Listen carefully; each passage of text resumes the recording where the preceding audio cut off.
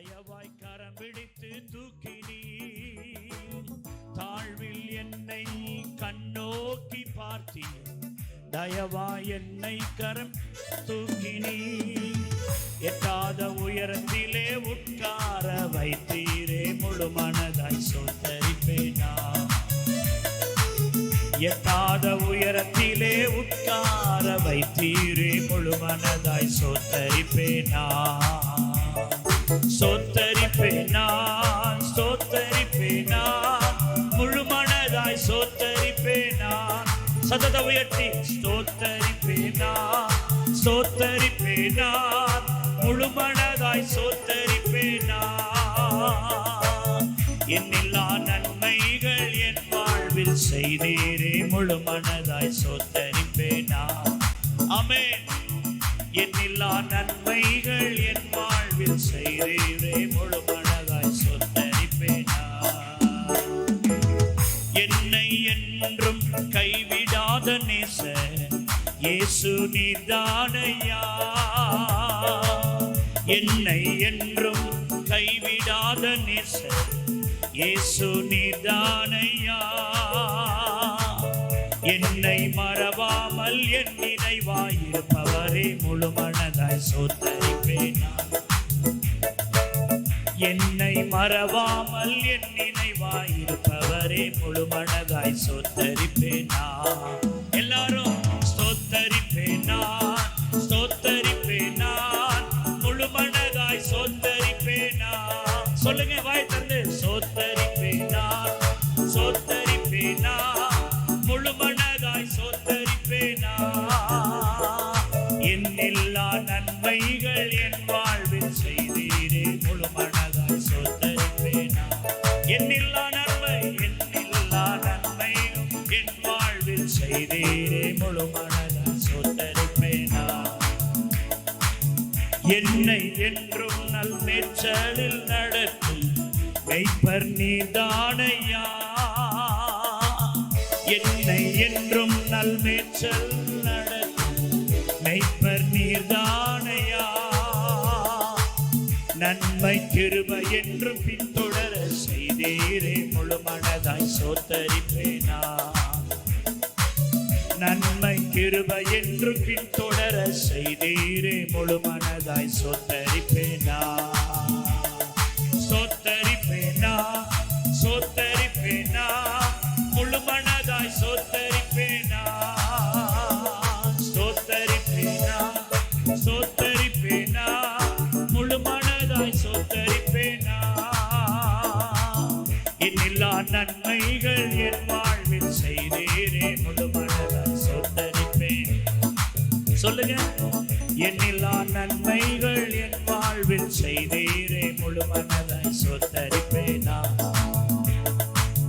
என் கர்த்தர் செய்த நன்மையாவும் எண்ணி முழு மன சோத்தரிப்பேனா. என் கர்த்தர் செய்த நன்மையாவும் எண்ணி முழு மனதாய் சோத்தரிப்பேனா.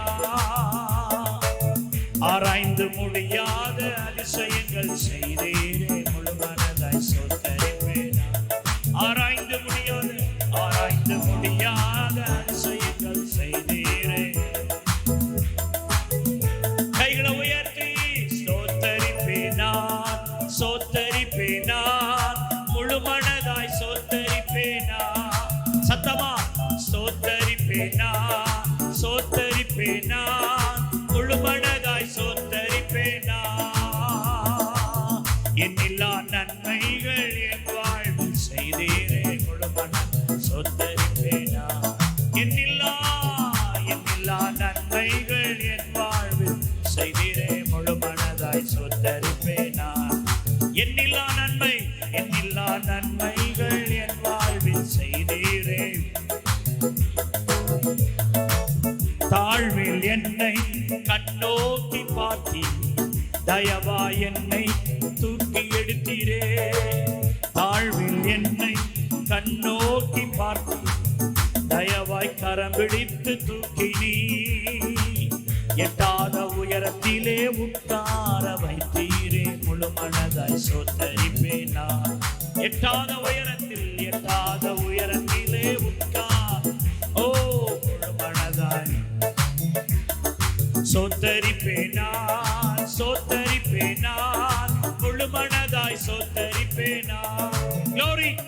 சோத்தரிப்பேனா, சோத்தரிப்பேனா, முழு மனதாய் சோத்தரிப்பேனா. எண்ணில்லா நன்மைகள் என் வாழ்வில் செய்தீரே, முழு மனதாய் சோத்தரிப்பேனா. எண்ணில்லா நன்மைகள் என் வாழ்வில் செய்தீரே, முழு மனதாய் சோத்தரிப்பேனா. எண்ணில்லா நன்மைகள் என் வாழ்வில் செய்தீரே, முழு மனதாய் சோத்தரிப்பேனா. சோத்தரிப்பேனா, சோத்தரிப்பேனா, முழு மனதாய் சோத்தரிப்பேனா. சோத்தரா, சோத்தரிப்பேனா, சோத்தரிப்பேனா, முழு மனதாய் சோத்தரிப்பேனா. எண்ணில்லா நன்மைகள் என் வாழ்வில் செய்தீரே, முழு மனதாய் சோத்தரிப்பேனா. ஓ, எண்ணில்லா நன்மைகள் என் வாழ்வில் செய்தீரே, முழு மனதாய் சோத்தரிப்பேனா. எண்ணில்லா நன்மைகள் என் வாழ்வில் செய்தீரே, முழு மனதாய் சோத்தரிப்பேனா. சோத்தரிப்பேனா, சோத்தரிப்பேனா, முழு மனதாய் சோத்தரிப்பேனா. க்ளோரி. சோத்தரிப்பேனா, சோத்தரிப்பேனா, முழு மனதாய் சோத்தரிப்பேனா. எண்ணில்லா நன்மைகள் என் வாழ்வில் செய்தீரே, முழு மனதாய் சோத்தரிப்பேனா. எண்ணில்லா நன்மைகள் என் வாழ்வில் செய்தீரே, முழு மனதாய் சோத்தரிப்பேனா.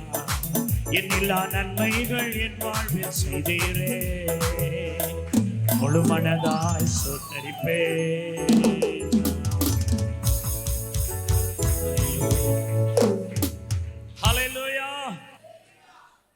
யாத்திராகமம் 3ஆம் அதிகாரம் 14வது வசனம். அதற்கு தேவன், இருக்கிறவராகவே இருக்கிறேன் என்று மோசேயுடனே சொல்லி, இருக்கிறேன் என்பவர் என்னை உங்களிடத்திற்கு அனுப்பினார் என்று இஸ்ரவேல் புத்திரரோடு சொல்வாயாக என்றார். The God of today, இருக்கிறேன் என்ற அந்த நாமமுள்ள கர்த்தர் அன்றைக்கு மோசேயோடு கூட இருந்து செயல்பட்டார். மோசேயை வெற்றி பாதையிலே நடத்தினார். எல்லா தந்திரங்களையும் வஞ்சகத்தையும் அந்த நாமம் ஜெயிக்க உதவி செய்தது. அல்லேலூயா. அந்த நாமத்தோடு தான் கர்த்தர் நம்மோடு இருந்து இந்த ஆண்டு நடத்தி வருகிறார். அல்லேலூயா. வஞ்சகம் நிறைந்த பார்வோன். இன்னைக்கும் வஞ்சகம் நிறைந்திருக்கிற ஒரு காலகட்டத்தில் தான் நாம் இருக்கிறோம். எங்கே பார்த்தாலும் வஞ்சகம். அவனுடைய வஞ்சகம் உள்ள பார்வோனிடத்துல ஆண்டவர் அனுப்புறார். நீ போன்னு சொல்லி அனுப்புறார். இதை நம்ம ஒவ்வொரு ஞாயிற்றுக்கிழமையும் பார்த்துட்டு வர்றோம். யாத்திராகமம் 8:28 சொல்லுது, அப்போது பார்வோன், நீங்கள் உங்கள் தேவனாகிய கர்த்தருக்கு வனாந்திரத்திலே பலியிடும்படி நான் உங்களை போக விடுவேன், ஆனாலும் நீங்கள் அதிக தூரம் என்ன செய்யக்கூடாது, போகக்கூடாது என்று அவர் அந்த பார்வோன் சொன்னான். அதை மோசே ஜெயித்தார் என்று நாம் நாட்களிலே நாம் பார்க்கிறோம். ஸ்தோத்திரம். ஆகவே ஆவிக்குரிய வாழ்க்கையிலே நாம் முன்னேறக்கூடாது என்று நினைக்கிறவன் பிசாசு. ஆனால் நம் ஆவிக்குரிய வாழ்க்கையிலே முன்னேற வேண்டும் என்று நினைக்கிறவர் நம்முடைய தேவனாகிய கர்த்தர். அல்லேலூயா. ஆகவே வர வர ஆவிக்குரிய வாழ்க்கை குறையக்கூடாது. வர வர ஆவிக்குரிய வாழ்க்கை என்ன செய்யணும், அதிகரிக்கணும். எசேக்கியேல் 5:7 பார்க்கிறோம். ஆகையால் கர்த்தராகிய ஆண்டவர் சொல்லுகிறது என்னவென்றால், உங்களை சுற்றிலும் இருக்கிற புறஜாதிகளை பார்க்கிலும் நீங்க யாரா இருக்கணும், அதிகரிக்கிறவர்களா இருக்கணும்னு ஆண்டவர் சொல்றார். அல்லேலூயா. நம்ம போன வாரம் சிந்தித்த அந்த வசனத்தை நம்ம பார்க்க போறோம். எபேசியர் 1ஆம் அதிகாரம் 23வது வசனம் இப்படி சொல்லுது, எல்லாவற்றையும் எல்லாவற்றாலும் நிரப்புகிறவருடைய நிறைவாகிய சரீரமான சபைக்கு அவரை எல்லாவற்றுக்கும் மேலாக தலையாக தந்தருளினார் என்ற வார்த்தையை நாம் போன வாரம் சிந்திக்க தொடங்கினோம். நிரப்புகிறவருடைய நிறைவாகிய சபை என்று பார்த்தோம். சபை விசுவாசிகள் நிறைவா இருக்கணும்னு ஆண்டவர் விரும்புகிறார். ஆமென்னு சொல்லுங்க. ஆண்டவர் ஒரு அளவு வச்சிருக்கிறார். அந்த அளவு நிறையணும். இயேசுவை போல, கிறிஸ்துவை போல அவர் நமக்கு வைத்திருக்கிற அந்த ஆவிக்குரிய உன்னதத்தை தொடும் வரை நம்முடைய ஆவிக்குரிய வாழ்க்கை நிறைந்து நிறைந்து அந்த நிறைவுக்கு நேராக போகணும். அல்லேலூயா. ஒரு சபை குறைவா இருக்கக்கூடாது. நம்முடைய வாழ்க்கையில குறைவா இருப்பது, பாதி இருப்பது, முக்காவாசி இருப்பது தேவனுக்கு விருப்பம் இல்லை. பைபிள் சொல்லுகிறது எல்லாவற்றையும் எல்லாவற்றாலும் நிரப்புகிறவருடைய நிறைவான சபைன்னு போட்டிருக்கு.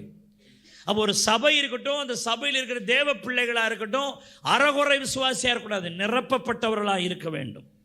1 கொரிந்தியர் 13:10 நம்ம போன வாரம் பார்த்தோம், சோத்திருக்கிறோம். நிறைவானது வரும்போது குறைவானதெல்லாம் என்ன செய்யும்? ஒளிந்து போகும் அப்படின்னு ஆண்டவர் சொன்ன வார்த்தையை நம்ம நினைவு கூர்ந்தோம். அல்லேலூயா. ஆகவே நம்முடைய வாழ்க்கை குறைவாக இருக்கக்கூடாது. அப்போஸ்தலர் 4:33 சொல்லுது, அவர்கள் எல்லாரும் மேலும் பூரண கிருபை உண்டாயிருந்தது. பாருங்க, பூரணராக இருந்தாங்க பாருங்க அந்த காலத்து விசுவாசிகள். அப்போஸ்தலர் 4:35 சொல்லுது, அவர்களில் ஒருவனுக்கும் ஒன்றும் குறைவாயிருக்கவில்லை. பாருங்க, யாருமே அந்த குறைவுக்கு பேச்சுக்கே அங்க அர்த்தம் இல்லை. பாருங்க, யோபு 5:24 பாருங்க, உம்முடைய வாசஸ்தலத்தை விசாரிக்கும் போது அங்கு குறைவை காண மாட்டீர் என்று சொல்லப்பட்டிருக்கிற வார்த்தை கொஞ்சம் கவனிங்க. லூக்கா 22:35 பாருங்க, அவர் அவர்களை நோக்கி, நான் உங்களை அனுப்பின போது ஏதாகினும் உங்களுக்கு குறைவு இருந்ததா என்று ஆண்டவர் கேட்கிறார். அதற்கு சீஷர்கள் சொல்லுகிறார்கள், ஒன்றும் எங்களுக்கு என்னவாக இல்லை, குறைவாக இல்லை. ஏனென்றால் அவர் நிரப்புகிற கர்த்தர், உங்கள் வாழ்க்கையை நிரப்புகிற ஒரு சர்வ வல்லமையுள்ள ஆண்டவர்.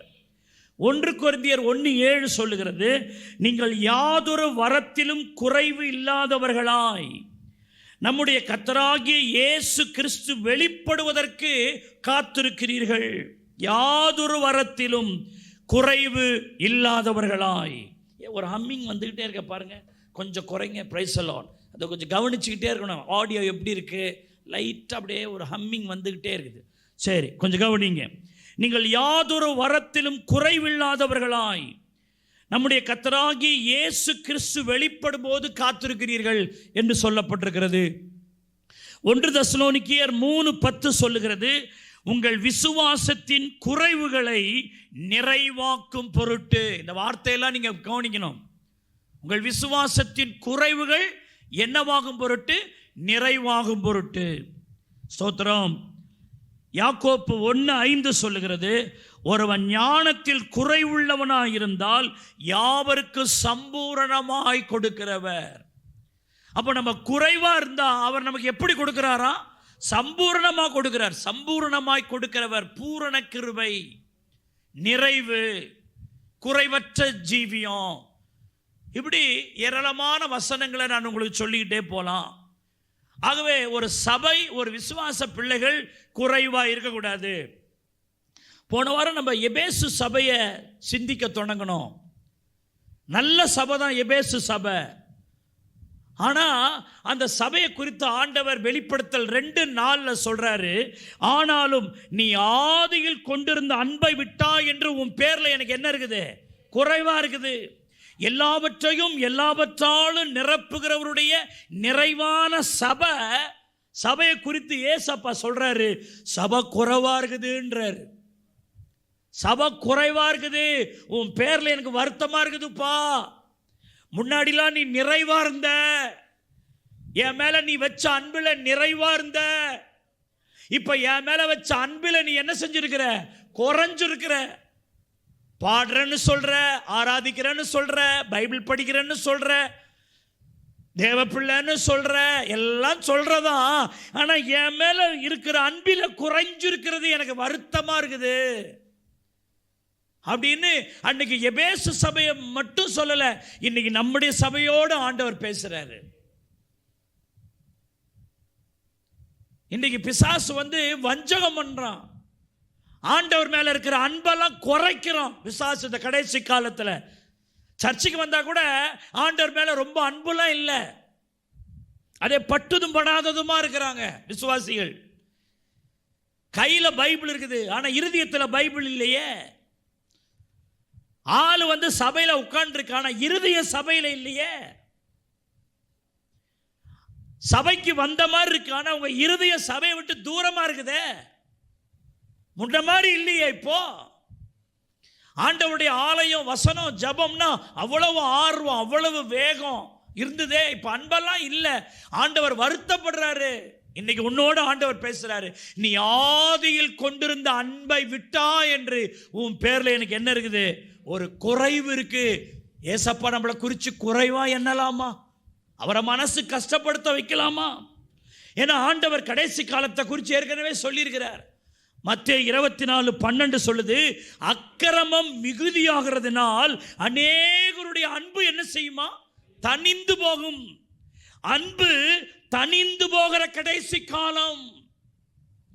ஆண்டவர் மேல அன்பு வச்சவங்க இப்போ அந்த ஆண்டவர் மேல உள்ள அன்பெல்லாம் தனிந்து போகிற ஒரு காலம்.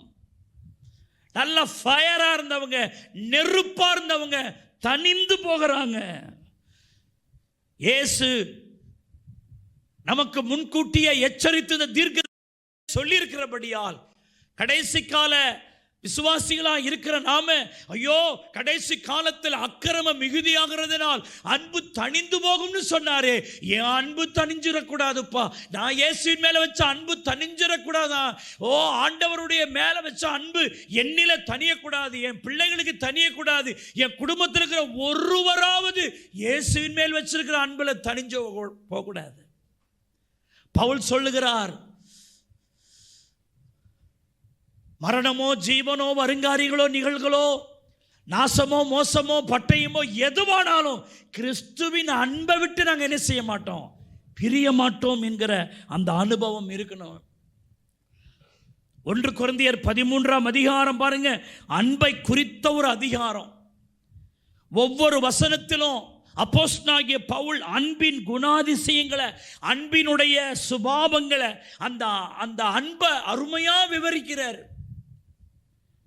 வேதத்தில் நீங்க பாருங்க, அந்த 4ஆம் வசனத்தில் அன்பு நீடிய சாந்தம், அன்பு தயவுள்ளது, அன்புக்கு பொறாமை இல்லை, அன்பு தன்னை புகழாது, அன்பு இருமாப்பா இருக்காது, அன்பு அயோக்கியமானதை செய்யாது, அன்பு தற்பொழிவை நாடாது, அன்பு சினமடையாது, அன்பு தீங்கி நினையாது, அன்பு அநியாயத்தில் சந்தோஷப்படாது, அன்பு சோத்திரிக்கிறோம் சத்தியத்தில் சந்தோஷப்படும், அன்பு சகலத்தையும் தாங்கும், அன்பு சகலத்தையும் விசுவாசிக்க, அன்பு சகலத்தையும் நம்பும், அன்பு சகலத்தையும் சகிக்கும். எவ்வளவு விளக்கம் சொல்றாரு பாருங்க. சொல்லிட்டு முடிவில் சொல்றாரு 1 கொரிந்தியர் 13:13, இப்பொழுது விசுவாசம் நம்பிக்கை அன்பு இம்மூன்றிலும் இவைகளில் அன்பே பெரிதுன்னு சொல்றார். அன்பு எனக்கு இராவிட்டால் நான் ஒன்றுமில்லை என்று சொல்லுகிறான். தேவன் அன்பாகவே இருக்கிறார் என்பது மட்டுமல்ல, உன்னுடைய அன்புக்காக ஏங்குகிற ஒரு கர்த்தர். அல்லேலூயா. தேவன் அன்பாகவே இருக்கிறார். அன்புன்னா அது இயேசுதான். இயேசுதான் அந்த அன்பில் உருவான இயேசு உன் அன்புக்காக ஏங்குற. அது ஏன் உனக்கு புரிய மாட்டேனுது? 6 மணிக்கு சர்வீஸ்ன்னு சொல்லிட்டா நீ எப்போ வருவான்னு ஏங்குகிறார் உனக்காக. உனக்கு அந்த வெளிப்பாடு இல்லை, அந்த தரிசனம் இல்லை, அந்த புத்தி இல்லை. உனக்கு ட்ரெயின் போயிடும்னு வேகமாக போகிற, 6 மணிக்கு பஸ் எடுத்துருவான்னு அதுக்கு வேகமாக ஓடுற. ஆனால் எனக்காக ஜீவனை கொடுத்த கர்த்தர் நான் வருவேன்னு எனக்காக காத்திருப்பார்னு அவர் மேலே உனக்கு அன்பு இருந்தால் நீ லேட்டாக வருவியா சர்ச்சுக்கு? ஞாயிற்றுக்கிழமை ஆராதனை கட்டடிப்பியா? ஜப வாழ்க்கையை கட்டடிப்பியா? பைபிள் வாசிக்கிறத கட்டடிப்பியா? நீங்கள் ஆண்டவருடைய பற்றி மற்றவர்களுக்கு சொல்லுகிற அந்த காரியத்திலிருந்து நீங்கள் நிலபெயர்ந்து போவீங்களா? கொஞ்சம் யோசிச்சு பாருங்க. இதெல்லாம் எதை காட்டுதுங்க? அவர் மேலே வச்ச அன்பெல்லாம் தனிஞ்சு போகிற ஒரு காரியமாக தானே அதெல்லாம் இருக்குது. தன் பிள்ளைகள் தன் மேல அன்பு செலுத்த மாட்டாங்களா? அதிகாலையில் என்னை தேட மாட்டாங்களா? என் பாதத்தில் அமர்ந்து என்னோடு கூட பேச மாட்டாங்களா? என்னோட டைம் ஸ்பெண்ட் பண்ண மாட்டாங்களா என்று ஆண்டவர் நம்மை குறித்து ஏங்குகிறார். அவருடைய அந்த அன்புள்ள தெய்வம்ல அவரு அந்த அன்புக்காக ஏங்குறார். 4 செய்தியில் ஒரு செய்தியாக கேட்டு வீட்டுக்கு போகாதீங்க. ஆராதனைக்கு வந்து பிரயோஜனம் இல்லாமல் போயிடும். ஆண்டவர் இன்றைக்கு உங்களோடு பேசுகிறார். நீங்கள் தேவனில் அன்பு கூற ஆரம்பிக்கும் பொழுது பரிசுத்த ஆவியானவர் தாமே கல்வாரி அன்பை அளவில்லாமல் உங்கள் உள்ளத்தில் ஊற்றுவாருங்க. ஆண்டவர் மேலே, ஆண்டவரே நான் உங்களை நேசிக்கிறப்பான்னு நீங்கள் ஆண்டவர் மேலே சொல்லிக்கிட்டு இருக்கிற அதே நேரத்தில் பரிசுத்த ஆவியானவர் உங்கள் இருதயத்தில் தம்முடைய அன்பை, இயேசுவின் மேலே அன்பு கூறுவதற்கு அந்த அன்பை அளவில்லாமல் உங்கள் மேல் ஊற்றுவார். அல்லேலூயா. பரிசுத்த ஆவியானவர் இல்லாத உள்ளம் வறண்ட வனாந்தரம். பரிசுத்த ஆவியானவர் இல்லாத உள்ளம் முட்புதர் நிறைந்த இடம். பரிசுத்த ஆவியானவர் இல்லாத உள்ளம் காஞ்சோரி படர்ந்த கரளையாய் போன சபிக்கப்பட்ட உள்ளமா இருக்கும். ரோமர் 5:5 சொல்லுகிறது, மேலும் நமக்கு அருளப்பட்ட பரிசுத்த ஆவியினாலே, பாருங்க, நமக்கு அருளப்பட்ட பரிசுத்த ஆவியினாலே தேவ அன்பு நம்முடைய இருதயங்களில் ஊற்றப்படுகிறபடியா. ஆவியில நிறையும் போது வெறும் அந்நிய பாஷை மட்டும் பேசுறதுக்காக ஆவியானவர் நம்மளை நிரப்பல. நம்ம ஆவியில நிரப்பப்படுவதற்கு பரிசுத்த ஆவியானவர் அருளப்படுகிற அதே நேரத்தில் சந்தோஷமா பேசுறோம், உடம்பு அசைது அந்நிய பாஷை பேசுறோம். பட் சேம் டைம் நம்முடைய இருதயத்தில் தேவ அன்பை ஊத்துறாராம், கொடங்கொடமா ஊத்துறாரு. அந்த அன்பில் நிரப்பப்பட்டவங்க அவரை இன்னும் நேசிப்பாங்க. அவரை நேசிக்கிறதுக்காகவே அன்பை ஊத்துறாரு. அன்பில்லாத இருதயத்தில் அந்த அன்பை ஊத்துறாரு. அல்லேலூயா. நீங்க வேதத்தில் பாருங்க, 1 சாமுவேல் 16:14 பாருங்க. ஒரு பொல்லாத ஆவி அவனை கலகம் பண்ணி கொண்டிருந்தது. ஆவியானவர் உள்ள வந்தா அன்பு வரும். இங்க சவுலுக்குள்ள என்ன ஆவி கிரியை செய்துங்க? பொல்லாத ஆவி உள்ள வந்து அவனை கலகம் பண்ணுது. அந்த ஆவி உள்ள வந்துச்சு பாருங்க. 1 சாமுவேல் 18:9 சொல்லுது, அந்நார் முதற்கொண்டு சவுல் தாவீதை காய்மக்காரமாய் பார்க்கிறான், டென்ஷனா பார்க்கிறான், கோபமா பார்க்கிறான். இப்போ சவுலுக்குள்ள அன்பு இல்லை. தாவீது யார் தெரியுமாங்க? சவுலுடைய மருமகங்க. சவுலுடைய மருமகன். ஒரு மாமனார் மருமகன் மேல காய்மகாரமா பார்க்கிறாரு. காரணம், பரிசுத்த ஆவி சவுலுக்குள்ள இல்லை. இப்ப என்ன ஆவி இருக்குதுங்க? உள்ள பொல்லாத ஆவி இருக்கிறதுனால அன்பு வரல, கோபம் வருது. சரி, மருமகனைத்தான் அப்படி பார்க்கிறாருன்னு சொன்னா அவருடைய பிள்ளைய பாருங்க. 1 சாமுவேல் 20:30 பாருங்க. சவுல் யோனத்தான் மேல் கோபம் மூண்டவனாகி அவனை பார்த்து, ரெண்டகமும் மாறுபாடு உள்ளவனின் மகனே. ஒரு அப்பா ஒரு பிள்ளைய திட்டுறான். என்ன திட்டுறான் பாருங்க? ரெண்டகமும் மாறுபாடு உள்ளவனின் மகனே. அப்படின்னா சவுல் தன்னுடைய பொண்டாட்டியே குறைவா பேசுறாங்க, தன்னுடைய மனைவியை கொச்சைப்படுத்தி பேசுகிறான். தன் பிள்ளையை பார்த்து, ஏண்டா ஒரு அப்பாவுக்கு கீழ்ப்படுகிறது இல்லையா அப்படின்னு ஸ்ட்ரைட்டா பேச வேண்டியதானே. ரெண்டகமும் மாறுபாடு உள்ளவனின் மகனே அப்படின்றான். அப்படின்னா யார் அவன்? யார் மேல கசப்பு கொண்டிருக்கிறான்? தன் மனைவியை குறித்து தவறான எண்ணம் கொண்டிருக்கிறான். தன் மனைவி மேல கோபம், பிள்ளை மேல கோபம், மருமகன் மேல கோபம், டென்ஷன், ஆத்திரம். பைபிள் சொல்லுது, 1 சாமுவேல் 20:33 சொல்லுது, சவுல் அவனை குத்தி போட அவன் மேல் ஈட்டி எறிந்தான். எப்படி ஆயிச்சாம் பாருங்க. ஆண்டவரால ராஜாவாக அபிஷேகம் பண்ணப்பட்டவன், ஆவியானவர் அவன் மேல் தங்கி இருந்தார். அந்த காலகட்டம்லாம் போய் இப்ப ஆவியானவர் உள்ள இல்லை. என்ன ஆவி உள்ள கிரியை செய்து? பொல்லாத ஆவி கிரியை செய்து. ஆவி சரியில்லை, அன்பு இல்லாத இருதயமா மாறி போச்சு. யாரை பார்த்தாலும் டென்ஷன், யாரை பார்த்தாலும் எரிஞ்சு விழறது, யாரை பார்த்தாலும் குறை சொல்றது, யாரை பார்த்தாலும் சோத்திர கஷ்டப்படும்படி பேசுறது. சில ஆட்கள் பாருங்க அப்படிதான், அந்த முகத்தில் டென்ஷன் இருந்துகிட்டே இருக்கு. ஒரு சிரிச்ச முகம் இருக்காது, ஒரு மலர்ந்த முகம் இருக்காது, அன்பான வார்த்தை இருக்காது. எந்த நேரமும் 24 மணி நேரமும் ஒருத்தவன் எரிபுரியா இருக்கிறான்னு சொன்னா உள்ளத்தில் பரிசுத்த ஆவியானவரால் அருளப்பட்டிருக்கிற அந்த தேவ அன்பு உள்ள இல்லை பாருங்க. இன்னைக்கு இந்த காலவெளி யோசிச்சு பாருங்க. நமக்கு அருளப்பட்ட பரிசுத்த ஆவியினாலே தேவ அன்பு நம்முடைய இருதயங்களில் ஊற்றப்பட்டிருக்கா? தேவ அன்பு நம்ம இருதயத்தில் ஊற்றப்பட்டிருந்தா நம்ம கர்த்தரை நேசிப்போம் இல்லையா? குடும்பத்தை நேசிப்போம் இல்லையா? பிள்ளைகளை நேசிப்போம் இல்லையா? சபையில் வரும்போது கசப்பு இல்லாமல், வைராக்கி இல்லாமல், பிரதர் எப்படி இருக்கீங்க, சிஸ்டர் எப்படி இருக்கீங்க, ஏன் ஒரு மாதிரி டல்லாக இருக்கிறீங்க, தைரியமாக இருங்க, உங்களுக்காக நாங்கள் ஜெபம் பண்ணுறோம், ஏன் ஒரு மாதிரி இருக்கீங்கன்னு நீங்கள் சொல்கிற அந்த அன்புள்ள வார்த்தையை கேட்டு அந்த பிரதர் உற்சாகம் அடைய மாட்டாரா? நீங்கள் சொல்கிற அந்த அன்புள்ள வார்த்தை இன்னொரு ஒரு தேவ பிள்ளையை சந்தோஷப்படுத்தாதா? ஏற்கனவே துக்கத்தில் இருக்கிறவங்கள நம்ம கோபமான வார்த்தைகளை சொல்லி டென்ஷனாக்கு தான் தெரியுதே ஒழிய அன்பா பேச தெரில, அரவணைப்பா பேச தெரில. ஏன்னா உள்ள அன்பு இல்லையே. சட்டியில் இருந்தால் தானே ஆப்பையில் வரும், சட்டியிலே ஒன்றும் இல்லையே. அன்பு இல்லையே. தேவனுடைய பிள்ளை ஆண்டவர் சொல்றாரு, நீ அன்பிலே குறைவாயிருக்கிறாய். இன்றைக்கு இந்த கால வேளையில பரிசுத்த ஆவியானவர் நம்முடைய இருதயங்களிலே தம்முடைய அன்பை ஊற்றுவாராக. ஹல்லேலூயா. நிறைய பேருக்கு பார்த்தீங்கன்னா அந்நிய பாஷை பேசுறது அப்படி ஓன்றது, ஆனால் பேசி முடிச்சுட்டு வெளியில் போனால் டென்ஷனாக பேசுறது. அது என்னது? Infilling of Holy Ghost is love, out going of the Holy Ghost is unknown tongue. சோத்தரிக்கிறோம், நல்லா கவனிங்க. உள்ளத்தில் சோத்தரிக்கிறோம், ஆவி ஊற்றப்படுகிற அதே நேரத்தில், நம்ம மேலே ஆவியானவர் வர அதே நேரத்தில் நம்முடைய உள்ளத்தில் அன்பையும் கர்த்தர் வைக்கிறார். அதை நீங்கள் புரிஞ்சுக்கணும். நமக்குள்ள ஆண்டவர் அன்பை ஊத்துறாரு, வெளியில பாஷைகளை பேச வைக்கிறார். உள்ள அன்பு, வெளியே அந்நிய பாஷை. அதான் பரிசுத்த ஆவியானவர். எல்லாம் சொல்லுங்க, உள்ள அன்பு, வெளியே அந்நிய பாஷை. ஒரே நேரத்தில் ஊற்றுகிறவர் தான் பரிசுத்த ஆவியானவர். கைகளை தட்டி கர்த்தரை ஸ்தோத்திரம் பண்ணுங்க. எனக்கு ஒரு ஊழியரை தெரியும். ஏன்னா அந்த ஊழியக்கார குடும்பத்திலே இருந்து ஊழியர்களோட பழகி சோத்தரிக்கணும் அப்படியே இருக்குன்னு ஒரு ஊழியக்காரனுக்கு தெரியும். அவர், அப்பா உங்களை நேசிக்கிறப்பா, உங்கள் பொன்முகத்தை பார்க்குறப்பா, ஐ லவ் யூ, உங்களை நேசிக்கிறப்பா, அப்பா இன்னும் உங்களை நேசிக்க, இன்னும் உங்களை நேசிக்க உங்கள் அன்பை எனக்குள்ளே ஊற்றுங்கப்பா, உங்களை நேசிக்கிறப்பா.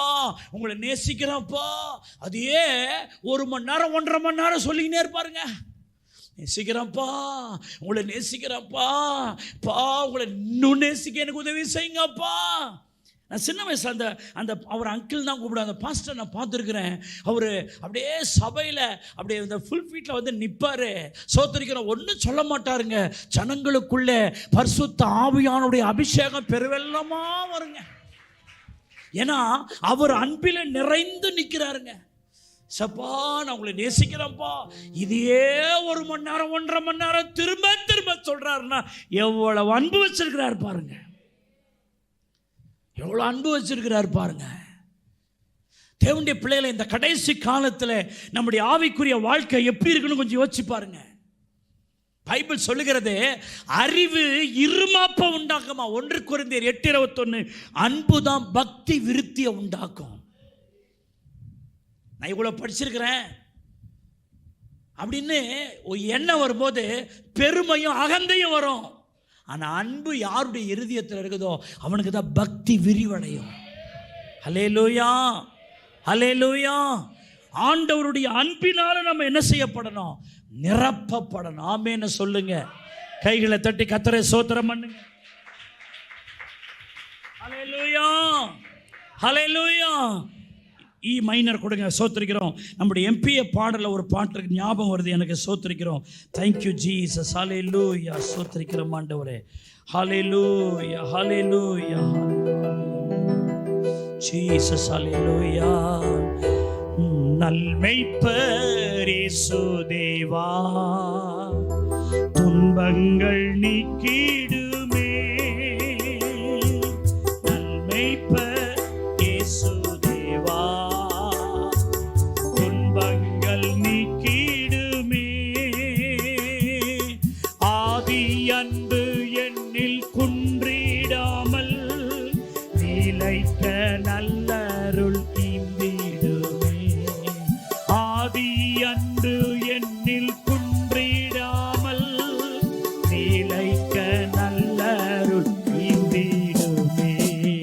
பிரசன்னம் தாரும் தேவனே, உந்தன் சமூகம் தாருமே. இயேசுவே உந்தன் நாமத்தில் இந்நேர நாட்கள் கூடி அவே. இயேசுவே உந்தன் நாமம். ஹல்லேலூயா.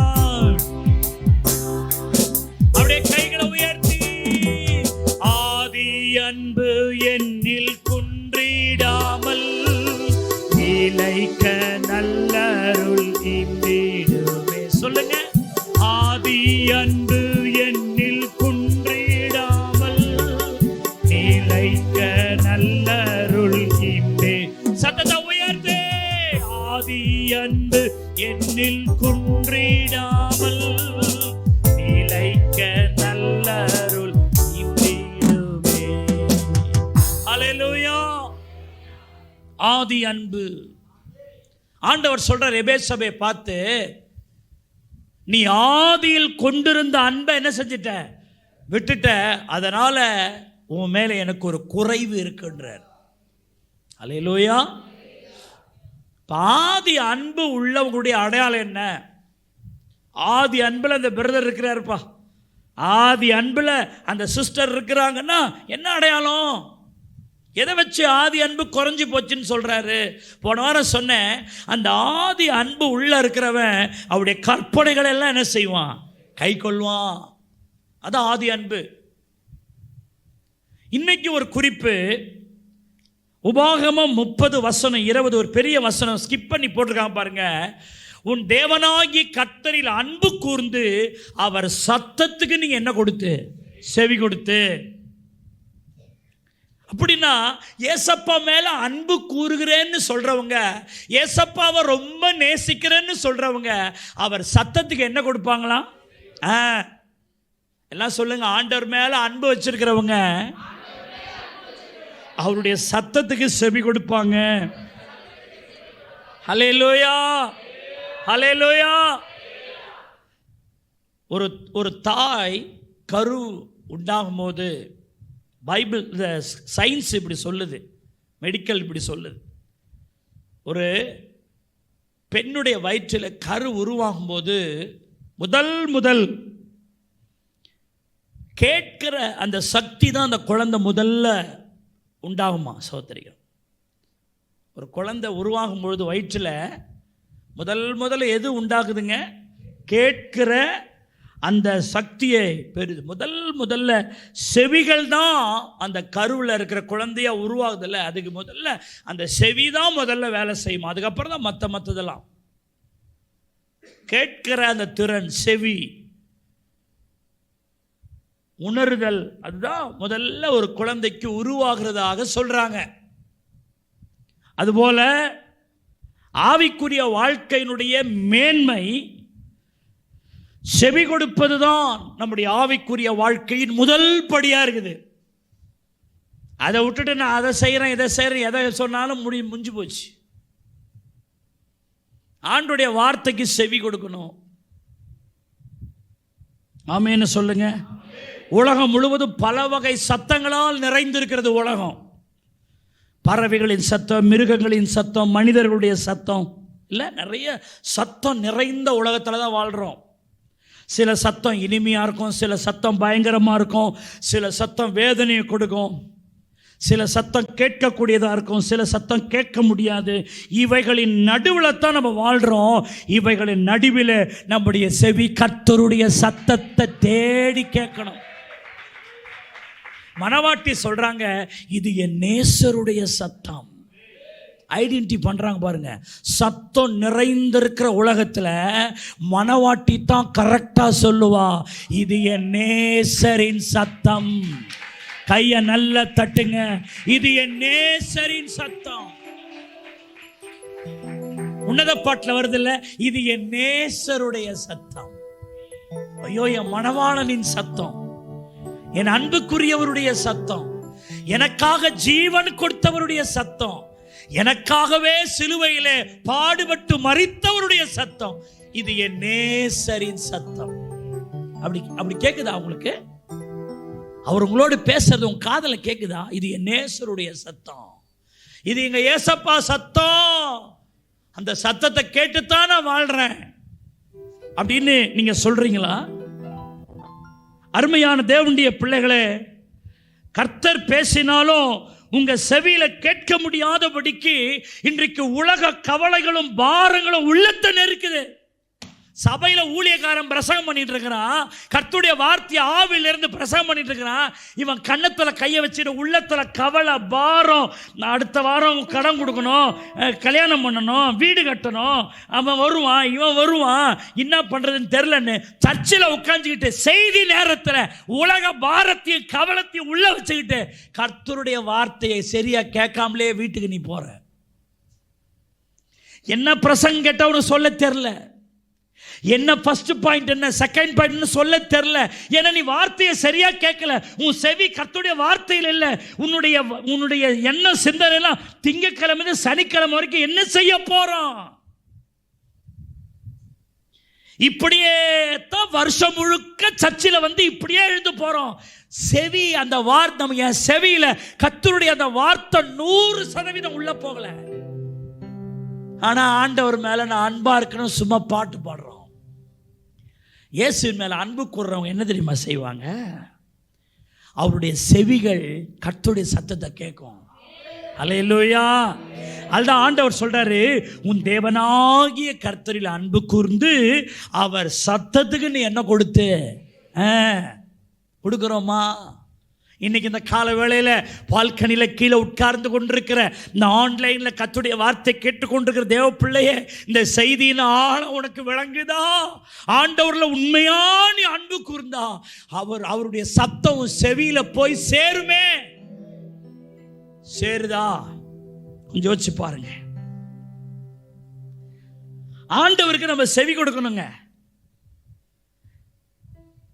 மத்தேயு 17:5, மார்க் 9:7, லூக்கா 9:35 இந்த வசனத்தை எல்லாம் நீங்க வாசி பார்த்தீங்கன்னா ஒரு வார்த்தையை ஒரு வார்த்தை வரும். இவர் என் நேசகுமாரன், இவருக்கு என்ன கொடுங்க. இந்த 3 வசனத்தில் இந்த வேர்ட் வரும். இவர் என் நேசகுமாரன், என் அன்புக்குரிய குமாரன். இந்த அன்பினால் நிறைந்திருக்கிற இந்த இயேசுவுக்கு நீங்க என்ன கொடுங்க? செவி கொடுங்க. உங்க வாழ்க்கை அப்பதான் நல்லா இருக்கும். செய்தியை கேட்டுக்கொண்டிருக்கிற வாலிப தம்பி, வாலிப தங்கச்சி, பிரதர், சிஸ்டர், இந்த நேச குமாரனுக்கு யார் செவி கொடுக்கிறாங்களோ அவங்க வாழ்க்கை தான் கட்டி எழுப்பப்படும். நீ செவி கொடுக்கிறியா? யோவான் 10:27 சொல்லுது, என் நாடுகள் என் சத்தத்துக்கு என்ன கொடுக்குது? நீ அவர் ஆடா இருந்தா கொடுப்ப, நீ தான் அவர் ஆடா இல்லையே. ஆடான்னு அவருடைய ஆடுன்னு நீயா சொல்லி திரியிற, செவி கொடுக்க மாட்டேன்றிய. நீ தான், உனக்கு பிரசங்கமே போர் அடிக்குதப்பா. அப்பப்ப செல்போனை எடுத்து நோன்ற, செய்தி நேரத்தில் முழுமையா இருக்க மாட்டேன்ற, எழுந்து எழுந்து வெளியே போயின்னு இருக்கிற. நான் பலமுறை சொல்றேன் உங்களுக்கு, ஆராதனை நேரம் நீங்க தேவனோடு பேசுற நேரம், செய்தி நேரம் தேவன் உங்களோடு பேசுற நேரம். செவி கொடுக்கணுமா இல்லையா? யாக்கோப்பு 1:19 சொல்லுது, கேட்கிறதுக்கு தீவிரமா இருக்க கடவர்கள். ஒரு தேவ பிள்ளைன்னா கேட்கறதுல தீவிரம் காட்டணும். தேவன் இன்னைக்கு என்ன சொல்லுவார், எனக்கு அவர் இன்னைக்கு என்ன பேசுவாரு, அதை கேட்கறதுல தீவிரமா இருக்கணும். மரியாள் பாருங்க, கேட்டுக்கொண்டே இருந்தால், she was listening. நல்ல பங்கை பெற்றால் பாருங்க, கேட்கிறவங்க தான் நல்ல பங்கை பெறுவாங்க. அல்லேலூயா. மரியாளும் யோசேப்பும் பிள்ளையை தேடுறாங்க, குழந்தை இயேசுவை. அவர் 12 வயதா இருக்கிற நாட்கள்ல அவங்க 3 நாள் கழிச்சு வந்து பார்த்தா இயேசு போதகர்கள் நடுவே உட்கார்ந்து இருக்கிறாங்க. அங்க பைபிள் எவ்வளவு அழகா சொல்லுது தெரியுமா? இயேசு போதகர்கள் நடுவே உட்கார்ந்து அவர்கள் பேசுகிறதை இவர் கேட்டுக்கொண்டிருந்தாராம். என்னதுங்க? போதகர்கள் நடுவில் இயேசு உட்கார்ந்துருக்கிறாரு, போதகர்கள் பேசுறதை இவர் என்ன செஞ்சுக்கிட்டு இருந்தாரா? அப்படித்தான் அவங்க வந்து இயேசுவை பார்க்குறாங்க. இயேசுனாரை வந்து பார்த்தா போதகர் நடுவில் உட்கார்ந்து அவர்கள் பேசுறத கேட்கிறாரு. கேட்ட பிறகுதான் அவர்களுக்கு அவர் விளக்கம் கொடுத்தாருன்னு பைபிள் சொல்லுது. கேட்கிறவனுக்கு தான் பேசுற உரிமை இருக்குது. சில ஆள்லாம் இருக்கும் பார்த்தீங்களா, நான் சொல்றத கேளு, நீ சொல்றதெல்லாம் கேட்கறது ஆள் இல்லை, நான் சொல்றத கேள்னு ஒருத்தன் சொல்றான், அவன் அயோக்கிய பயலா இருப்பான். யாரு நீ பேசுறத நான் கேட்க மாட்டேன், நான் பேசுறத தான் நீ கேட்கணுன்றாங்களோ அவன் நல்ல ஆளே கிடையாது. கேட்க யோக்கியம் இல்லாதவனுக்கு பேச என்ன இல்லைங்க? யோக்கியம் இல்லை. ஆங்கிலத்தில் ஒரு வார்த்தை இருக்கிறது, லிசனிங் பண்றவங்க தான் லேர்னரா இருக்க முடியுமா, லேர்னிங் பண்றவங்க தான் லீடர் ஆக முடியுமா. கவனிக்கிறவங்க தான் பேச முடியுமா?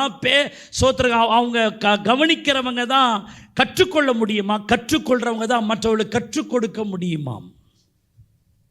எல்லாம் சொல்லுங்க. கவனிக்கிறவன் கற்றுக்கொள்ளுகிறான், கற்றுக்கொள்ளுகிறவன் கற்றுக் கொடுக்கிறவனாய் மாறுகிறான். ஹல்லேலூயா. லிசனிங், அவன் தான் லேர்னர் ஆக முடியும். லேர்னர் தான் பிகம் a லீடர் ஆக முடியும். ஸ்கூலில் கூட பிள்ளைங்க நல்லா படித்து முன்னேறணும்னா ஆசிரியர்கள் சொல்கிறத என்ன செய்யணும்? பட்டம் விட்டுக்கின்னு கதை எழுதிக்கின்னு உட்காந்து படம் வரைஞ்சின்னு அவங்க மேனு டீச்சிங் பண்ணிட்டு போயிடுவாங்க. நீ உட்காந்து முட்டை வாங்கின்னு வர வேண்டியது தான். உங்கள் அம்மா வீட்டில் ட்ரேயில் முட்டை வாங்கியிருப்பாங்க, நீ முட்டை வாங்கினது வச்சு வைக்க வேண்டியது தான். நீ எங்கே கேட்ட சொன்னதை? இப்போல்லாம் குழந்தைங்களாம் யாரும் கை வச்சிடவே கூடாது. அப்போல்லாம் கண்ணை விட்டுருங்க, மேலேருந்து கீழே வரைக்கும் பொலந்து எடுங்கன்னு எந்த அம்மா அப்பாவும் போய் என்ன செய்ய மாட்டாங்க, கேட்க மாட்டாங்க. இப்போ பிள்ளைக்கு கொஞ்சம் செவந்து போச்சுன்னா வண்டியை விட எந்த மிஸ்ஸுன்னு பார்ப்போம். எங்கள் வீட்டிலே நடக்குதுங்க அந்த அநியாயம். கொஞ்சம் 2-3 கை மேலே பட்டுருச்சுன்னா போதும், என்னப்பா மிஸ் அடிச்சிட்டாங்க, உடனே தோத்துறோம். அடுத்த நாள் சாயங்காலம் 4 மணிக்கு எப்போ வரும்னு போயிட்டாங்க, போய் நிற்பாங்க. என்னங்க இப்படி அடிச்சுக்கிறீங்கன்னு. அதுக்கும் பயந்துக்கின்னு இருக்கிறாங்க, பதில் சொல்ல முடியல. ஆனால் அதுக்கு முன்னால் எங்கள் அம்மா என்ன சொல்லுவாங்க, அதெல்லாம் விட்டுருங்க, அடித்து பொழந்து தள்ளுங்க. ஆனால் அந்த காலத்துலேயும் வாத்தியம் அடியோத்தனமாக அடிப்பாங்க, அதுவும் தப்பு தான். நீ இம்போசிஷன் ஏதறியா 50 உதவ வாங்கிறேன்னு கேட்பான். ஏன் நீ இம்போசிஷன் கொடுக்க வேண்டியது தானே? நான் இப்போ யோசிக்கிறேன், எவ்வளோ குறுமுட்டை வாத்தியாராக இருந்துக்கிறான். 50 உதவ வாங்குறியா? நீ 50 முறை எழுதின்னு வரியா? நம்ம பையன் என்ன சொல்லுவான், 50 உதைய வாங்கிக்கிறேன், எழுத மட்டும் மாட்டான்வான். இந்த பக்கம் ஒரு 25 அடி, இந்த பக்கம் ஒரு 25 அடி, கை நீட்டி வாங்கின்னு வருவான். பாஸ்டர் எப்படி இது உங்களுக்கு தெரியுது? நான் வாங்கியிருக்கிறேனே. அதெல்லாம் வளர்ந்துதானே வந்துக்கிறோம். இப்போ யோசிச்சு பார்க்குறேன் அது எவ்வளோ தப்புன்னு. அவனும் முழு வலு கொண்டு அடிப்பான். இன்றைக்கி சுத்தமாகவே என்ன வைக்கக்கூடாது, கையை அவர் வச்சுட்டாருன்னா அவர் மேலே கை வச்சிருவாங்க. இப்போல்லாம் வேறு மாதிரி மாறி போச்சு. அதனால் மாணவருடைய மனநிலையை நீ என்ன செஞ்சிடுச்சு, மாறி போச்சு. ஒரு ஒரு ஒரு ஒரு அப்பா என்கிட்ட ஒரு உலகத்தார் தான் ஏதோ பேசிக்கிட்டு போது பையன் வந்து சொல்கிறானா, எப்பா என்னை ஒருத்தர் அடிச்சிட்டா இருப்பா வாத்தியார், நீ வந்து கேளுப்பான்றான் சட்டமாக. இருடா நகர், இப்போ நீ கேட்குறியா இல்லை நான் பெரியப்பா கிட்ட சொல்லி அவரை இட்டுன்னு போவோம். அவருக்கு ஒரு பெரியப்பா இருப்பார் பிள்ளை, அவர் ரங்கசாமியாக இருப்பானோ தெரில, நான் அவர்கிட்ட சொல்லிட்டா. அப்போ பசங்க எப்படி இருக்கிறாங்க, கேட்கணும். அடிச்சிட்ட நீ ஒழுங்காக படிச்சியா, நீ என்ன தப்பண்ண, அது இல்லை. இன்றைக்கி சூழ்நிலைகள்லாம் அப்படி மாது. எதுக்கு பேச வந்த என்னென்னமோ பேசின்னு இருக்கிறேன் இப்போ. அப்போது கேட்குறவங்க தான் பேசுகிறதுக்கு என்ன உள்ளவங்க, உரிமை உள்ளவங்க. நீ கேட்குறதுக்கே தீவிரங்காட்டில் ஆண்டவர் எப்படி உன்னை அடுத்த கட்டத்தில் நடத்துவார், கேட்கணும். ஆமேன்னு சொல்லுங்க. நீங்கள் வேதத்தில் மத்தேயு, மார்க்கு, லூக்கா, யோவான் இந்த 4 சுவிசேஷத்தில் பார்த்தீங்கன்னா 16 முறை, எத்தனை முறைங்க, 16 முறை ஒரு வேர்டை திரும்ப திரும்ப சொல்றாரு. காதுள்ளவன் கேட்க கடவன், காதுள்ளவன் கேட்க கடவன், காதுள்ளவன் கேட்க கடவன். சில வசனத்தை சொல்ற பாருங்க. மத்தேயு 11:15, மத்தேயு 13:9, மத்தேயு 13:43, மார்க்கு 4:9, மார்க்கு 4:23, லூக்கா 8:8, லூக்கா 14:35 வசனங்களெல்லாம் நீங்கள் வாசி பார்த்தீங்கன்னா காது உள்ளவன் கேட்க கடவன், காது உள்ளவன் கேட்க. சும்மா இதே சொல்கிறாருங்க ஆண்டவர். ஒரு ஓமைகளை ஆண்டவர் சொல்லும் பொழுது, பரலோக ராஜ்யத்தை குறித்து சொல்லும் பொழுது அதை சொல்ல ஆரம்பிக்கும் போது சொல்ல முடிச்சிட்ட பிறகு சொல்லுவார், காது உள்ளவன் என்ன செய்ய கடவன், கேட்க கடவன். பல முறை தன்னுடைய சுவிசேஷத்தில் கேளுங்கள், கேட்கிற விதத்தை குறித்து கவனமாக இருங்கள், மந்தமாக கேட்காதீங்க.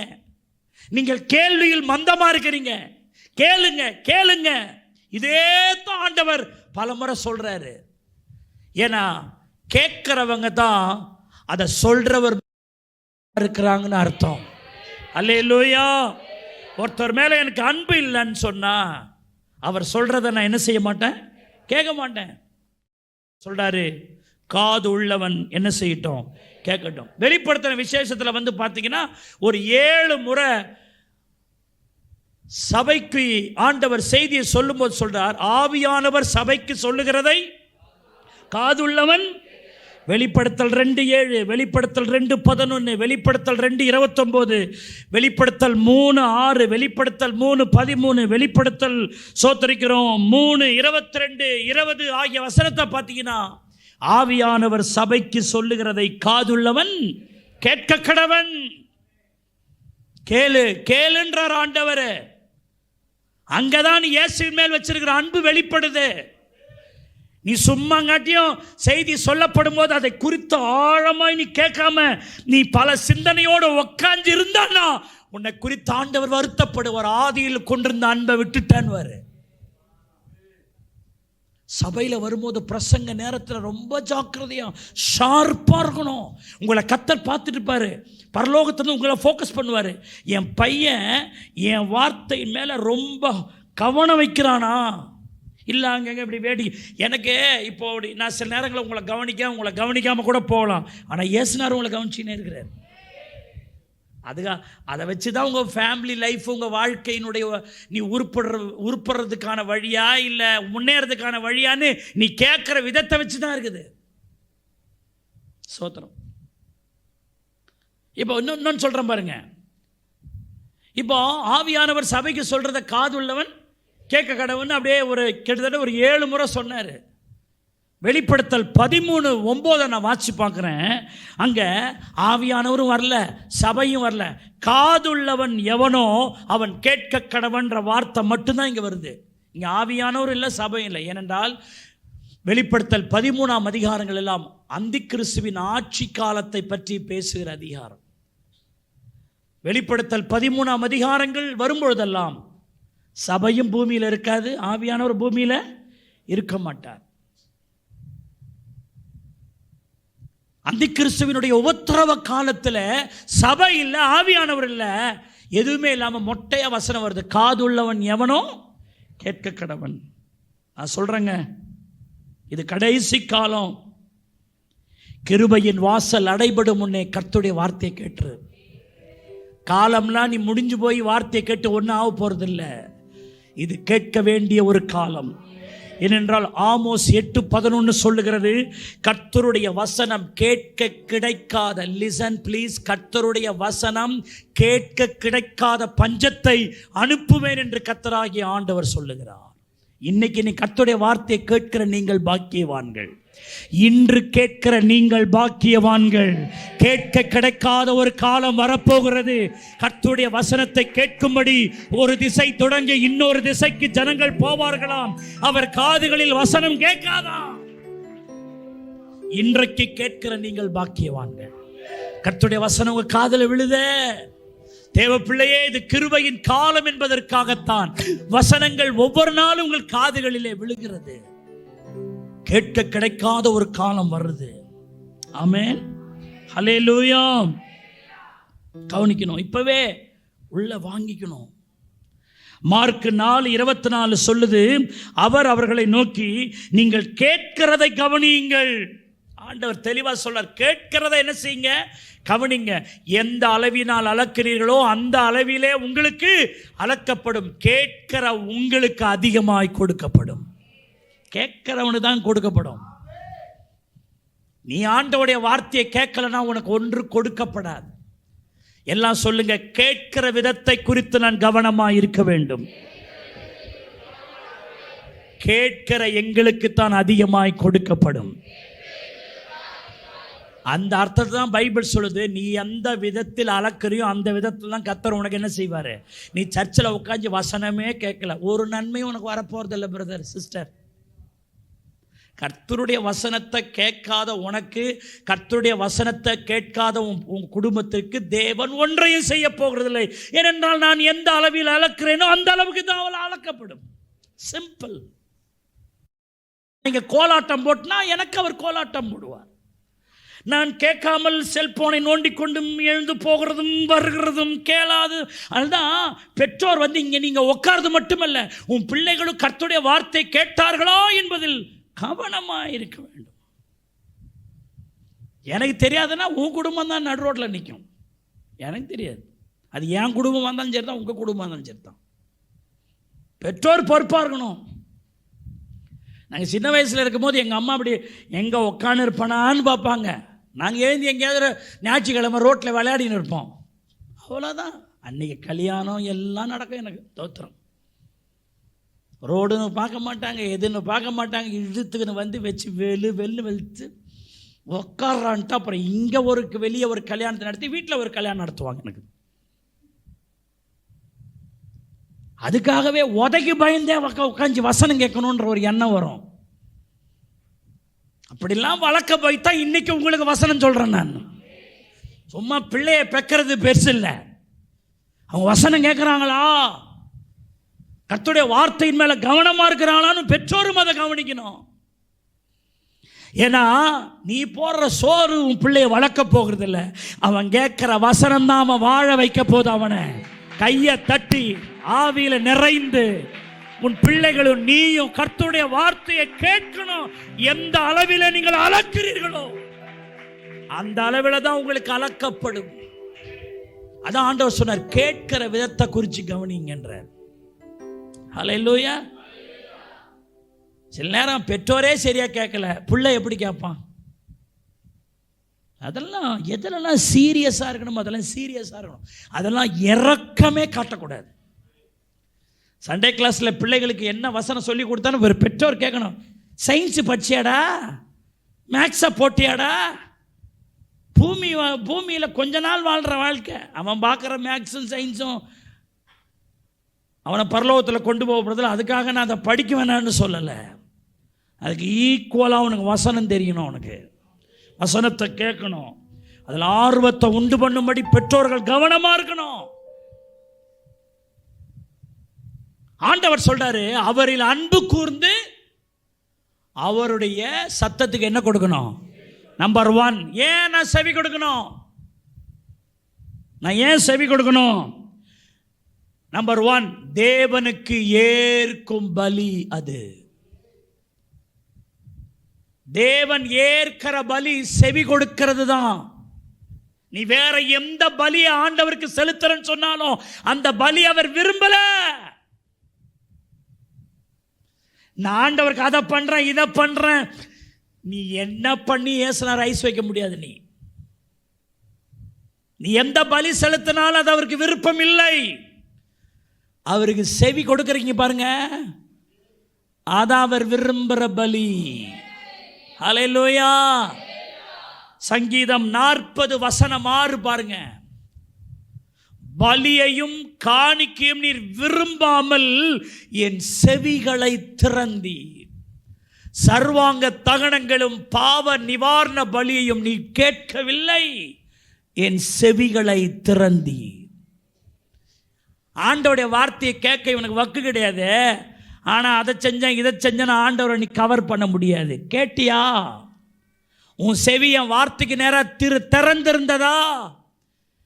என் மகன் ஆண்டவருடைய வார்த்தையை பேசின போது, என் வார்த்தையை பேசின போது நீ காது கொடுத்தியா? நீ அந்த கர்த்தருடைய வார்த்தைக்கு உன் செவியை திறந்தியா? நீ அதை தான் பார்க்கிறார். ஆண்டவர்ல அன்பு கூறுறதுன்னா என்ன?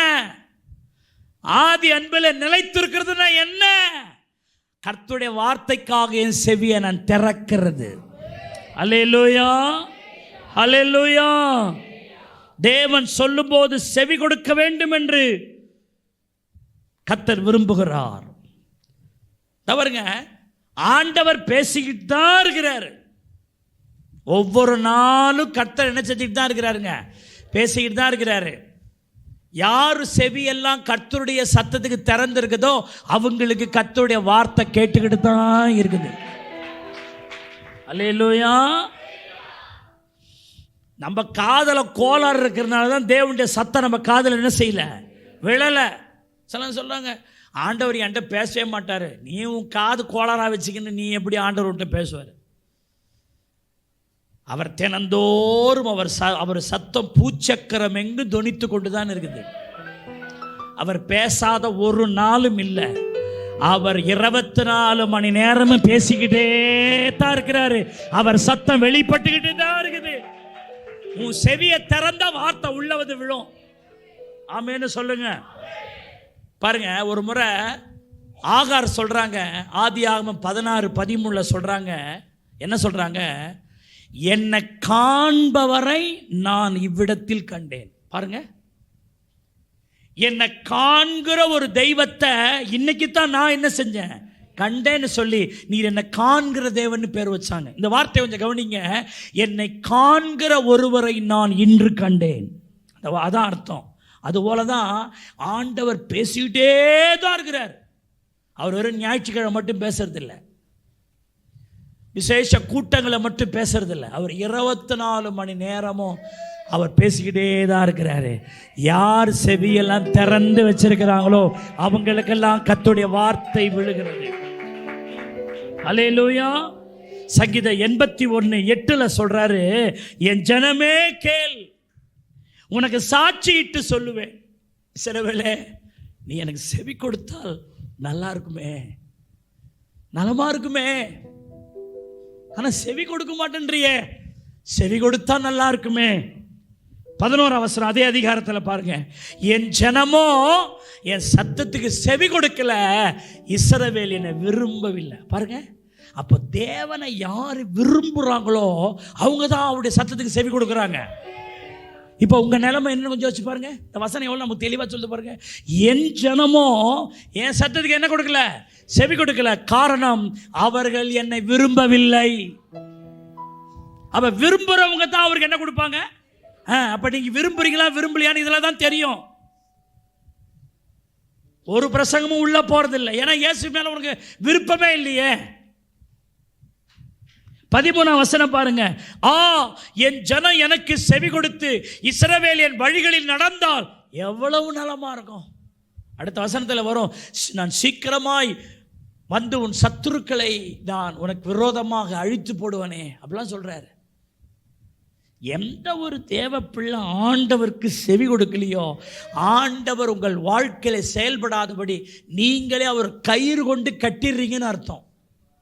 யாரெல்லாம் ஆண்டவருக்கு செவி கொடுக்கலையோ அவங்க லைஃப்ல கர்த்தர் எதையுமே செய்ய முடியாமல் நீங்களே அவரை கை கட்டி விடுறீங்கன்னு அர்த்தம். அவர் அப்படியே கை கட்டிக்கிட்டு உங்களை பார்த்துன்னு தான் இருப்பார், உங்களுக்கு ஒன்றும் ஹெல்ப் பண்ணவே மாட்டார்.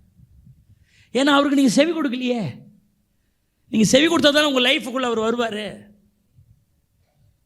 ஐயா, உங்கள் வாழ்க்கையை கொஞ்சம் யோசிச்சு பாருங்க. எபிரேய மொழியில் கேட்பது என்ற வார்த்தை பெரும்பாலும் கீழ்ப்படிதல் என்னும் அர்த்தத்தையே தாங்கி நிற்கிறது. கொஞ்சம் கவனிக்கணும். எபிரேய மொழியில் செவி கொடுப்பது, கேட்பது என்கிற வார்த்தை பெரும்பாலும் கீழ்ப்படிதல் என்கிற அர்த்தத்தையே தாங்கி வருகிறது. இன்னொரு வார்த்தை சொல்கிறேன் பாருங்கள். கேட்பது பொழுதுபோக்குக்காக அல்ல, கீழ்ப்படிந்து நடக்கவே. இப்போ செவி கொடுங்க செவி கொடுங்கன்னு சொல்லி நான் சொல்லிட்டு இருக்கிறேன்ல, கர்த்தருடைய வார்த்தைக்கு செவி கொடுப்பது என்பது சும்மா ஜஸ்ட் லிசன் பண்ணிட்டு போறதில்ல, அதுக்கு ஒபே பண்றதுக்கு தான் கேட்கிறோமே. எல்லாம் சொல்லுங்கள், செவி கொடுப்பது என்பது பொழுதுபோக்கல்ல, அந்த வார்த்தைகளுக்கு கீழ்ப்படிந்து நடக்க. இன்னைக்கு ஆண்டவர் பேசிட்டு இருக்கிறாரு, நீங்க உட்கார்ந்து கேட்குறீங்க. கேட்கறது மட்டும் செவி கொடுப்பதின் முழுமை அல்ல, செவி கொடுப்பதின் முழுமை கேட்ட வார்த்தைக்கு கீழ்ப்படிவது. புரியுதா புரியலையா உங்களுக்கு? அல்லேலூயா.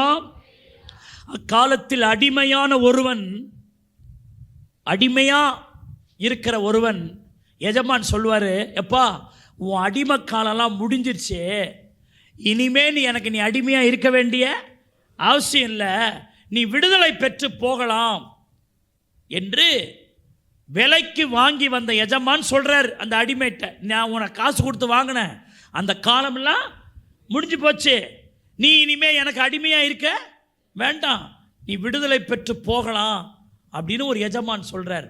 ஆனால் அடிமையோ எஜமானை பார்த்து, எஜமானே நான் உம்மை நேசிக்கிறேன், நான் உம்மை விட்டு போக எனக்கு என்ன இல்லை, மனசு இல்லை, எஜமானே குறிப்பிட்ட காலம் மட்டும் அல்ல, காலம் முழுக்க உங்களுக்கு நான் அடிமையா இருக்க விரும்புறேன், காரணம் நான் உங்களை ரொம்ப நேசிக்கிறேன், உங்களை விட்டு என்னால் போக முடியாது என்று ஒரு அடிமை சொல்வானானால், பைபிள் சொல்லுகிறது அவன் காது துவாரம் இட வேண்டுமாம். என்ன விட வேண்டுமா? துவாரம் இட வேண்டும். அப்ப துவாரம் இடுவதல் என்றால் என்ன? இனி இந்த எஜமானுக்கு நான் முழுவதும் என்னதுங்க? அடிமை என்று அந்த எஜமான் அந்த அடிமை சொல்வதாக இருக்கும் என்பதாக யாத்திராகமம் 21:2-6 சொல்லுது. அப்ப காதுல துவாரம் இடப்பட்டவன் யார்? தன் எஜமானுக்கு அவன் யாருங்க? அடிமை. ஆனால் புதிய ஏற்பாட்டு காலத்துல நம்ம காதுல துவாரம்லாம் இட வேண்டாம். இயேசுவாகிய எஜமானுக்கு நான் அடிமைன்னா என்ன அர்த்தம் தெரியுமா? அவர் சொல்லும் வார்த்தைக்கு நான் கேட்டுக்கொண்டே இருப்பேன். கைகளை தட்டி கர்த்தரை ஸ்தோத்திரம் பண்ணுங்க. அதனால தான் சோத்தரிக்கிறான். ஏலி சாமுவேலுக்கு ஒரு வார்த்தையை சொல்லி கொடுத்தான். இனிமே உன் பேரை சொல்லி கூப்பிடுற சத்தம் கேட்டா சொல்லும் கர்த்தாவே அடியேன் என்ன செய்யறேன் கேட்கிறேன்னு சொல்லு. புதிய ஏற்பாட்டு காலத்துல காதல ஓட்ட போட வேண்டாம். புதிய ஏற்பாட்டு காலத்துல இயேசுவுக்கு அடிமையா இருக்கிறவங்க அடையாளம் என்ன? அவர்கள் கர்த்தருக்கு செவி கொடுக்கிறவர்களா இருப்பார்கள். பாருங்க, நீ பலியை விரும்பவில்லை, தகன பலியும் உனக்கு விருப்பம் நான் கேட்கலன்றாரு. நான் சொல்றேன், உன் பலியினால் உன் வினை தீராது, உன் சாபம் மாறாது. இயேசுவில் அன்பு கூர்ந்து அவருக்கு செவி கொடுக்கிறவருடைய வாழ்க்கையில தான் பலன் உண்டாகும். அல்லேலூயா. உலகத்தையே ஆண்டான் நெப்போலியன் என்கிற மாமன்னன். அவனை பார்த்து இன்னொரு நாட்டு தளபதி கேட்டான், எங்கு போனாலும் நீ ஜெயிக்கிறீரே, உம்முடைய வெற்றி வாழ்க்கைக்கு ரகசியம் என்ன? எங்கு போனாலும் ஜெயம் உண்டாகிறதே, ரகசியம் என்ன என்று நெப்போலியனை பார்த்து இன்னொரு நாட்டு தளபதி கேட்டானா. ஒரு சின்ன சாம்பிள் காட்டுறேன்னு சொல்லிட்டு 307 அப்படின்னானா நெப்போலியன். ஒரு போர் வீரன் வேகமாய் ஓடி வந்து நெப்போலியனுக்கு முன்னாக நின்றான். ஒரு 100 அடி உயரமுள்ள ஒரு கொடி மரத்தை பார்த்து ஏறு என்று சொன்னானாம். சர் சர் சர் சர் அப்படியே ஏறினானா. அங்கிருந்து கீழே விழுந்தானா. கீழே விழுந்தான், செத்தே போயிட்டான் ரத்த வெள்ளத்தில். இதை இன்னொரு நாட்டு தளபதி அப்படியே பார்த்துக்கிட்டே நிற்கிறான். கூப்பிட்டவனே வரான், ஏன் என்னை கூப்பிட்டீங்கன்னு கேட்கல, ஏறினவனை ஏன் ஏறணும்னு கேட்கல. சட்டுன்னு ஏறினா அங்கிருந்து கீழே குதிரானா, அப்படியே கீழே குதிச்சா செத்து போயிட்டான். இப்படி என் சொல்லுக்கு கீழ்ப்படுகிறவர்கள் இருக்கிறதுனால் தான் என்னுடைய வெற்றி வாழ்க்கை இருக்கிறது என்று சொன்னான். அல்லேலூயா. இன்றைக்கு இயேசு கிறிஸ்துவின் நாமம் பாண்டிச்சேரி முழுவதும், இந்தியா முழுவதும் மகிமைப்பட வேண்டுமானால் இயேசுவின் வார்த்தைக்கு செவி கொடுக்கிற மக்களை வைத்துதான் இருக்கிறது. இன்னைக்கு ஊழியக்காரி என்ன ஜபம் சொன்னாலும் சரிதான், என்ன வார்த்தைன்னு சொன்னாலும் சரிதான். அறிவிப்பாவே இருக்க மொழி, அது கீழ்ப்படுகிற ஜீவியம் யாருக்குமே இல்லை. சில நேரம் சில கூட்டங்களை நான் நடத்துற விருப்பமே இல்லை எனக்கு. அதெல்லாம் கேட்பீங்க, பாஸ்டர் ஏன் இந்த கூட்டங்களை வைக்கல, அந்த கூட்டம் வைக்கன்னா, மனதில் அந்த அளவுக்கு விசுவாசிகளின் மேலே இவ்வளோ பண்ணுறோம். ஒரு விஷயத்தை நான் ஆர்கனைஸ் பண்ணும்போது அது வந்து புரோஜனம் உள்ளதாக தான் வைப்பேன். ஆனால் விசுவாசிகளுக்கு ஒத்துழைப்பு கொடுக்காத போது சில நேரம் நானும் மாம்சத்தில் தானே இருக்கிறேன். என்னடா இவங்கள கூப்பிட்டு நான் என் தொண்டை தண்ணி போவேன் கத்தி.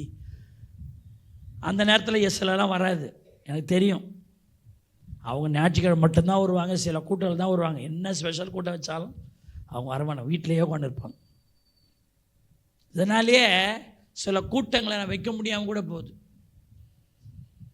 ஆண்டவர் தேவனுடைய பிள்ளைகளாக இருக்கிறவங்க, அவருக்கு நீங்கள் செவி கொடுக்கலன்னா அவருடைய ராஜ்யம் எப்படி கட்டி எழுப்பப்படும்? கொஞ்சம் வச்சு பாருங்க. 1 சாமுவேல் 15:22 சொல்லுது, கீழ்ப்படுகிறதை பார்க்கிலும் சர்வாங்க தகனங்களும் பலிகளும் கர்த்தருக்கு பிரியமாய் இருக்குமோ? ஒரு நாள் ஒரு அப்பா சொல்றார் பையனை பார்த்து, கீழே உட்கார்றா அப்படின்றார். நல்லா கொஞ்சம் கவனிங்க. அவன் முடியாதுன்றான். ஐ செட் சிட் டவுன் அப்படின்றார் கொஞ்சம் சத்தத்தை உயர்த்தி. அவன் நின்னுங்கனே இருக்கிறான். அப்பா சொல்றாரு இன்னும் கொஞ்சம், யூ சிட் டவுன் அப்படின்றார். அப்பையும் அவன் உட்காராம நிற்கிறான், முரண்டு பிடிக்கிறான்.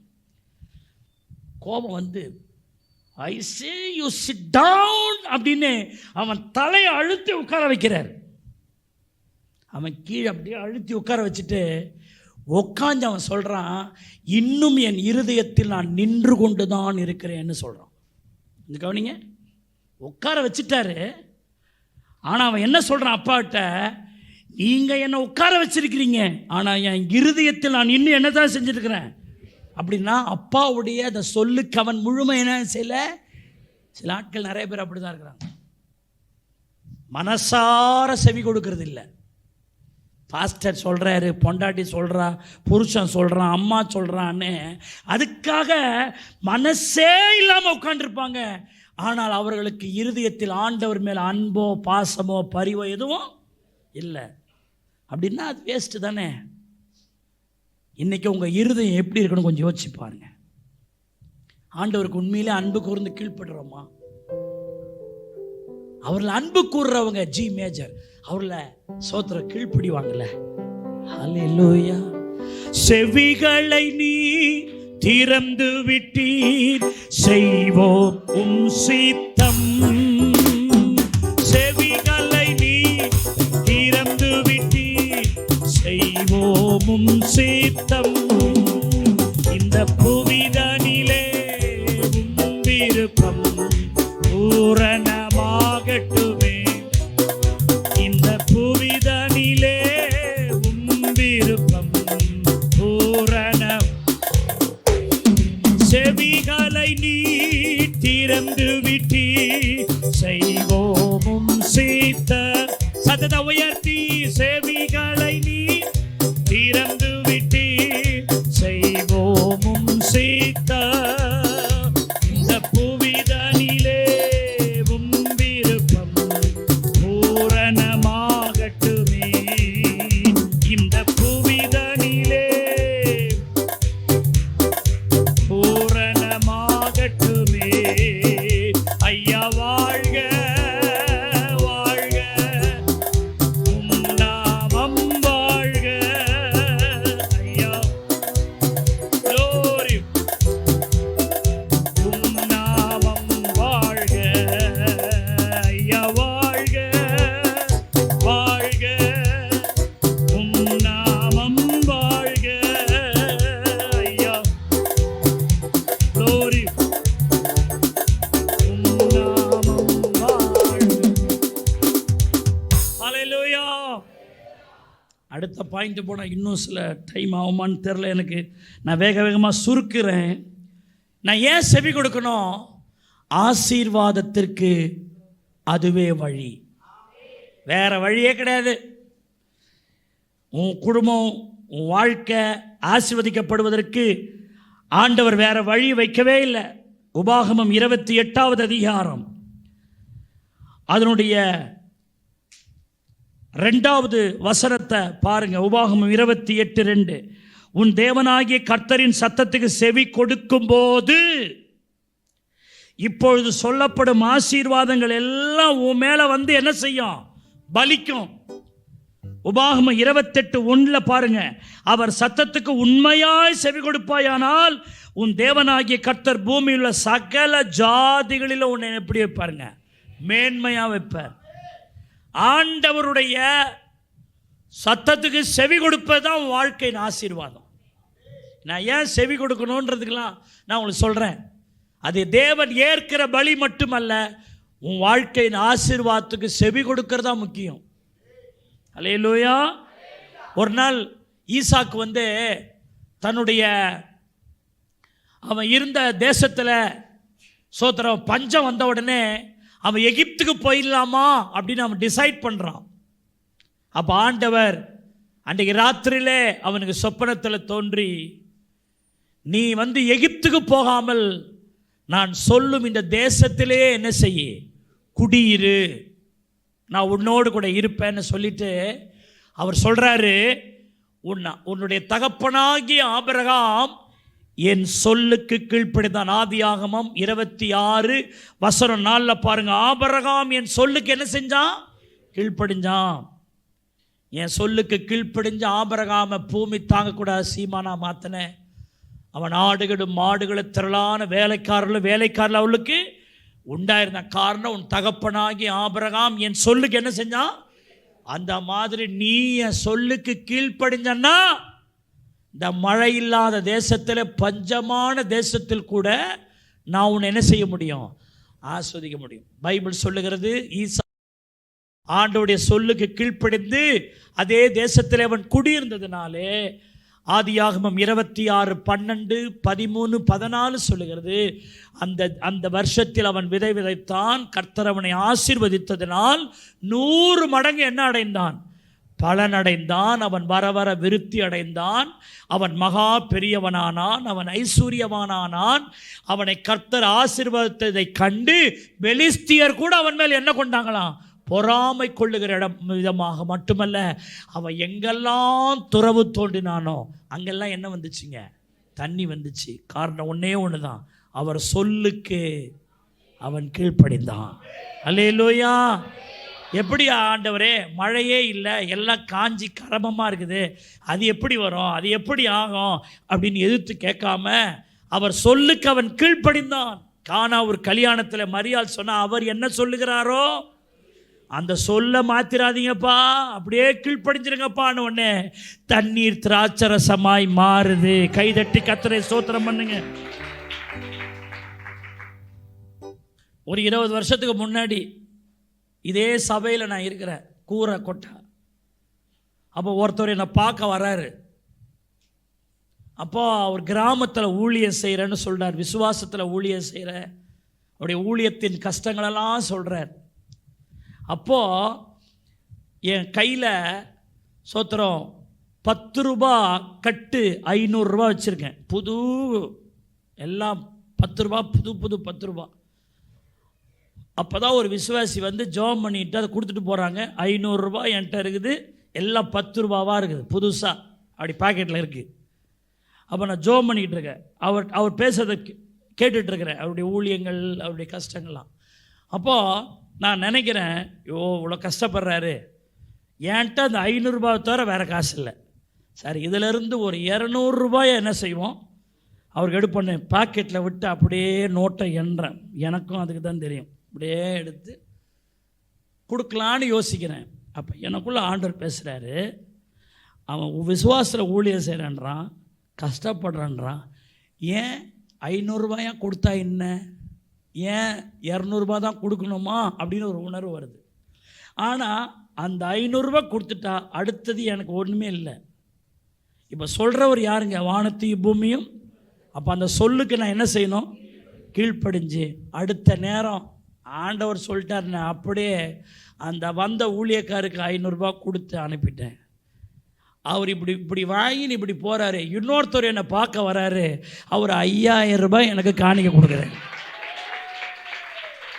அப்போது அவருடைய சொல்லுக்கு கீழ்ப்படிஞ்சா அவர் எந்த உயரத்துக்கு ஒரு உயர்த்துறதுக்கு பாருங்கள் வல்லவராக இருக்கிறார். பாருங்க, நான் 1 மடங்கு கொடுத்தேன், திரும்பி எத்தனை மடங்கு அவர் தராருங்க பாருங்க. ஆகவே சொல்லுக்கு கீழ்ப்படிவது நமக்கு எப்படி தாங்க லாபம்தான். ஆமென்னு சொல்லுங்க. அல்லேலூயா. அருமையான தேவனுடைய பிள்ளைகளை 3வது ஒன்று சொல்கிறேன், அது உத்தமமானது. வேகமாக என்னதுங்க, உத்தமம். செவி கொடுக்கிறது உத்தமம். 1 சாமுவேல் 15:22 பாருங்க. அதற்கு சாமுவேல், கர்த்தருடைய சத்தத்துக்கு கீழ்ப்படுகிறதை பார்க்கிலும் சர்வாங்க தகனங்களும் பலிகளும் கர்த்தருக்கு பிரியமாக இருக்குமோ, பலியை பார்க்கிலும் கீழ்ப்படிதலும் ஆட்டுக்கடாக்களின் நினத்தை பார்க்கிலும் செவி கொடுத்தலே உத்தமம். செவி கொடுத்தல் உத்தமம். இன்டகிரிட்டி. கர்த்தரிடத்து வார்த்தை வருகிறது, கர்த்தரிடத்து செய்தி வருது, கர்த்தரிடத்து உபதேசம் வருதா, அதுக்கு நீ செவி கொடுங்க, அதான் உத்தமம். அல்லேலூயா. ஊழியக்காரன் கர்த்தரிடத்திலிருந்து ஒரு செய்தியை வாங்கி ஆவியானவருடைய அனுமதியோடு சொன்னா அந்த வார்த்தைக்கு நீ சாக்கு போக்கு சொல்வீங்கன்னா நீங்கள் சவுலை போன்றவர்கள். எங்க செவி கொடுக்கறதுல தப்பு பண்ணானோ அன்னைக்கே சவுளுடைய ராஜபாரம் அவனை விட்டு விலகிடுச்சு. கர்த்தர் சொன்னார், அமிலேக்கனை முற்றிலும் என்ன செய்து விடு, அழித்து விடு. பல வருஷத்துக்கு முன்னாடி இஸ்ரவேலர்கள் சபையை வழிமறிச்சவன், அதை என் இருதயத்திலே வச்சுக்கிட்டு இருக்கேன்.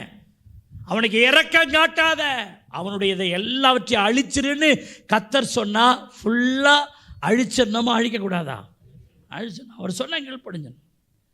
இவன் என்ன பண்ணுற, கொழுத்ததையும் நலமானதையும் அமிலேக்கின் ராஜாவாகிய அந்த ஆகாக்கையும் உயிரோடு பிடிச்சு வச்சுட்டு நசல் கொண்டதையும் ஊனமானதை கை ஒடிஞ்சதையும் கால் உடைஞ்சதையெல்லாம் பலி செலுத்திட்டான்.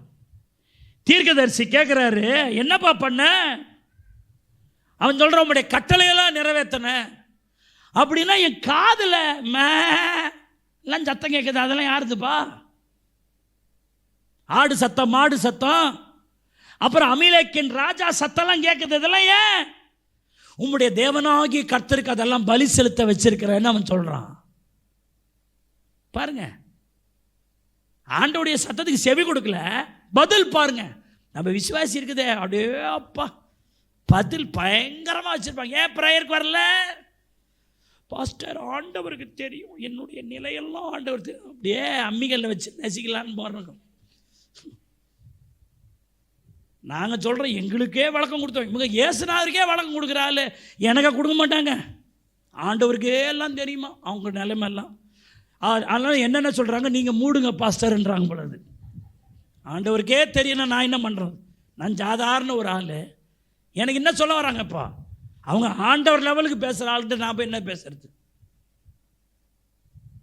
பா ரகரகமாக இருக்கும். அப்படியே எம்ஜிஆர் எப்போ செத்துட்டாரு, சிவாஜி எப்போ செத்துட்டாரு. ஆனால் அபிஷேகம் பெற்ற சபையில் நிறைய எம்ஜிஆர், நிறைய சிவாஜி ஆக்டிங் போடுறதில்ல மிஞ்சிடும். நான் சொல்கிறேன், அதெல்லாம் ஏன்ட்ட போடலாம், பரலோக தேவன்ட்ட ஒரு ஆக்டிங் வேலைக்கு ஆகாது. எங்கெங்கே சீட்டை கிழிக்கணுமோ அங்கங்கே சீட்டை கிழிப்பார், எங்கெங்கே பீஸை பிடுங்கணுமோ பீஸை பிடுங்குவார், எங்கே ஒயர் கட் பண்ணணுமோ கட் பண்ணுவார். இந்த ஏமாத்துற வேலை. மாறுபடுகிறவருக்கு அவர் எப்படிங்க? புனிதருக்கு அவர் எப்படிங்க? நீ மாறினா அவர் மாறாமல் இருப்பாரா? அதனால் உத்தமம் ரொம்ப முக்கியம். செவி கொடுத்தல் என்னதுங்க? நீங்கள் சொல்கிற சாக்கு போக்கு ஆவிக்குரியது நோக்கத்தை போல நீங்கள் சொல்லலாம். அவன் என்ன சொன்னா, இதை கர்த்தருக்கு என்ன செய்ய பலியிட தான் வச்சிருங்க. அப்பத்தான் தீர்க்கதரிசி சொல்கிறாரு, பலியை பார்க்கிலும் ஆட்டுக்கடாக்களின் நினப்புகையை பார்க்கிலும் செவி கொடுக்கறது தான்பா உத்தமம். நீ செவி கொடுக்கறது தான்பா ஆண்டவருக்கு உத்தமம். நீ சொல்ற அந்த காரணத்தெல்லாம் கர்த்தர் கேட்க மாட்டார். நீங்க சபையார சொல்ற, நீ தேவன்ல அன்பு கூர்ந்தீங்கன்னா சும்மா ஆவிக்குரிய காரணம்ன்ற பேர்ல எதையும் சொல்லி முழுப்பாதீங்க. அவருக்கு செவி கொடுங்க, அதான் உங்க உத்தமம். ஆமென்னு சொல்லுங்க. ஹல்லேலூயா. அவருக்கு செவி கொடுங்க. ஆமென். நன்மையான ஈவுகளை தேவாதி தேவன் தந்தா, நன்மையான ஈவுகளை தேவாதி தேவன் தந்தா, கீழ்ப்படிந்து அவர் சத்தம் கேட்டு சாட்சியாய் ஜீவிப்பாயா, கீழ்ப்படிந்து அவர் சத்தம் கேட்டு சாட்சியாய் ஜீவிப்பாயா. நானும் என் வீட்டாருமோவென்றா கர்த்தரையே சேவிப்போம். நீ சேவிப்பாயா? நீயும் சேவிப்பாயா?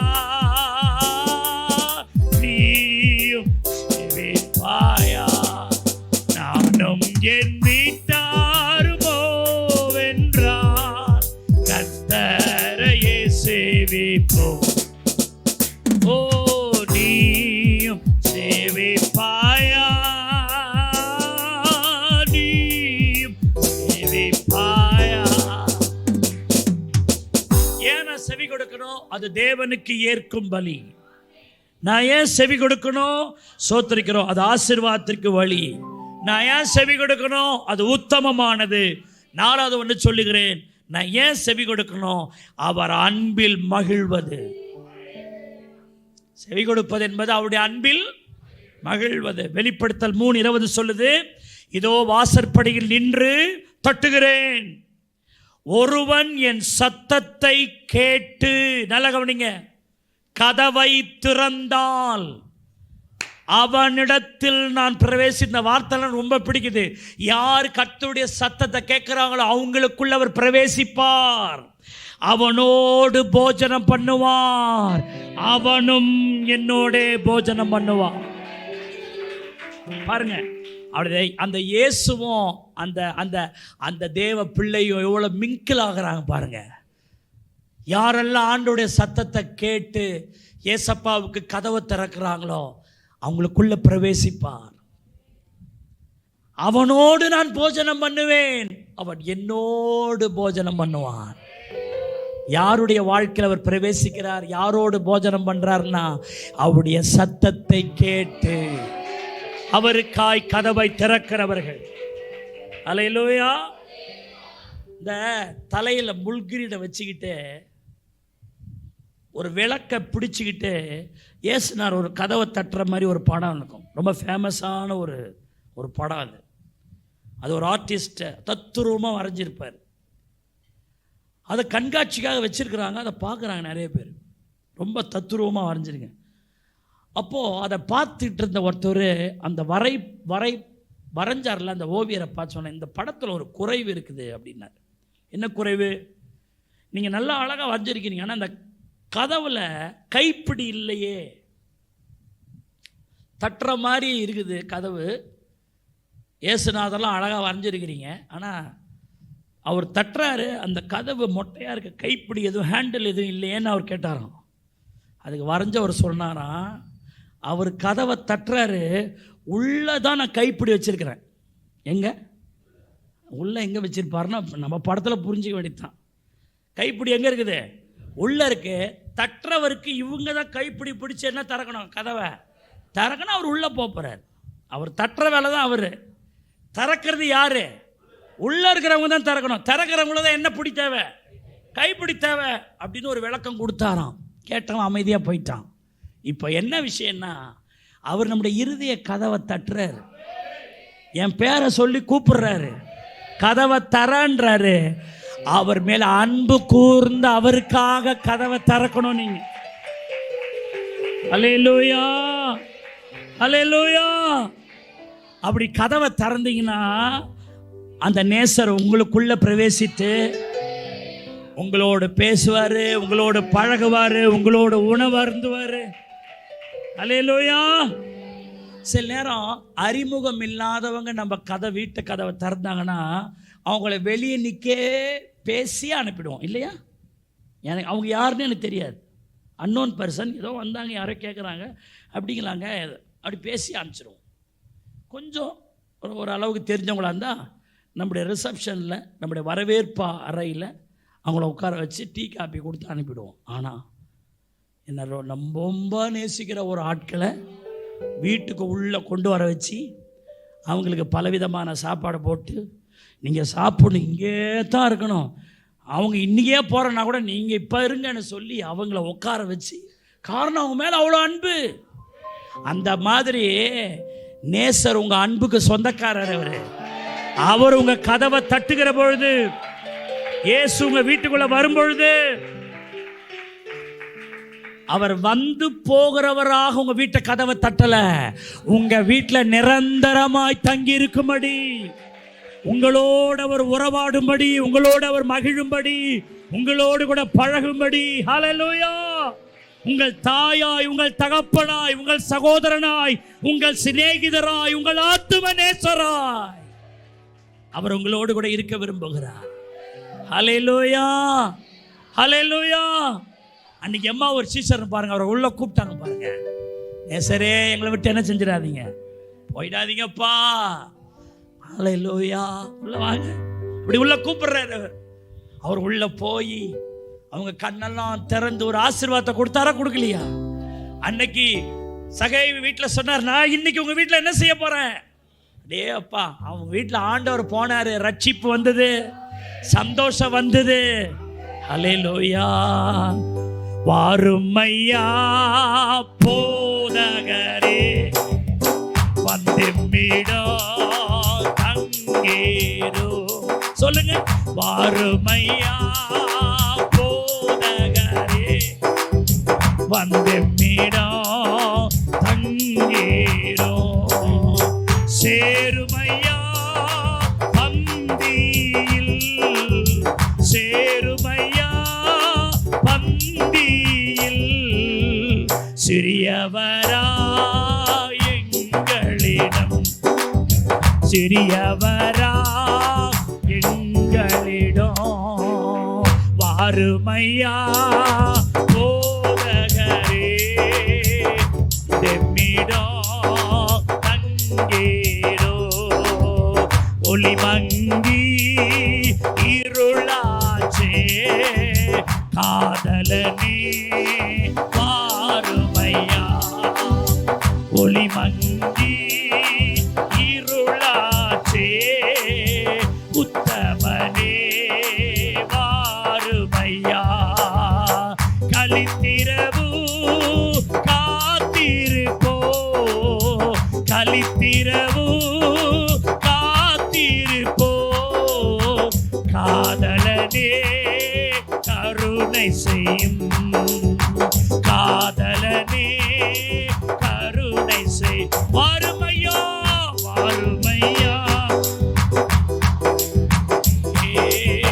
வந்தெம்மிடம் தங்கீடோ. சேருமையா பந்தியில், சேருமையா பந்தியில், எளியவரா எங்களிடம், எளியவரா. யோவான் 14:23 சொல்லுது, இயேசு ஒருவன் என்னில் அன்பாய் இருந்தால், அல்ல கவனிங்க, இந்த செய்தியினுடைய மணி மகுடமான வார்த்தை இதுதான். ஒருவன் என்னில் அன்பாய் இருந்தால் அவன் என் வசனத்தை கைக்கொள்வான், அவனில் என் பிதா அன்பாய் இருப்பார், நாங்கள் அவனிடத்தில் வந்து அவனோடு வாசம் பண்ணுவோம். அதான் அன்பில் மகிழ்வது. ஆண்டவர் அவருக்கு செவி கொடுத்துட்டு அவர் உங்களுக்குள்ள வந்து மகிழ்வாருங்க. ஹல்லேலூயா. நீதிமொழிகள் 8:34 சொல்லுது, என் வாசற்படியில் நித்தம் விழித்திருந்து என் கதவு நிலை அருகே காத்திருந்து எனக்கு செவி கொடுக்கிற மனுஷன் பாக்கியவான். செவி கொடுக்கிறவங்க தான் பிளஸட் ஆட்களாக இருப்பாங்க. ஹல்லேலூயா. ஆகவே ஆண்டவர் சொல்லார், என்னில் அன்பு கூர்ந்து என்னில் எனக்கு செவி கொடுக்கிறவர்கள், அவங்க தான் அந்த ஆதி அன்பை நினைச்சிருக்கிறவங்க. எபேசு சபை ஆரம்பத்தில் செவி கொடுத்தாங்க, இப்போ என்ன கொடுக்கறது இல்லை. இப்போ ஆண்டவர் சொன்னார், ஆதியிலே கொண்டிருந்த அன்பை நீ விட்டுட்ட. ஆதி அன்பு என்ன? அவருடைய வார்த்தைகளுக்கு மனம் கோணாம செவி கொடுப்பது, மனசார செவி கொடுப்பது. வெறும் செவி கொடுப்பது மட்டுமல்ல, அவருடைய வார்த்தைக்கு கீழ்ப்படிந்து நடப்பது. இந்த அனுபவங்களால் கர்த்தர் நம்மை நிரப்புவாராக. நம்ம எல்லாரும் வேகமாக எழும்பி நிற்கும். அல்லேலூயா, அல்லேலூயா. இயேசுவே, செவிகளை நீர் திறந்து விட்டீர், செய்வோமும் சேர்த்த. செவிகளை நீர் திறந்து விட்டீர், செய்வோமும் சேர்த்த. இந்த புவிதனிலே உம் விருப்பம் பூரணமாகட்டுமே.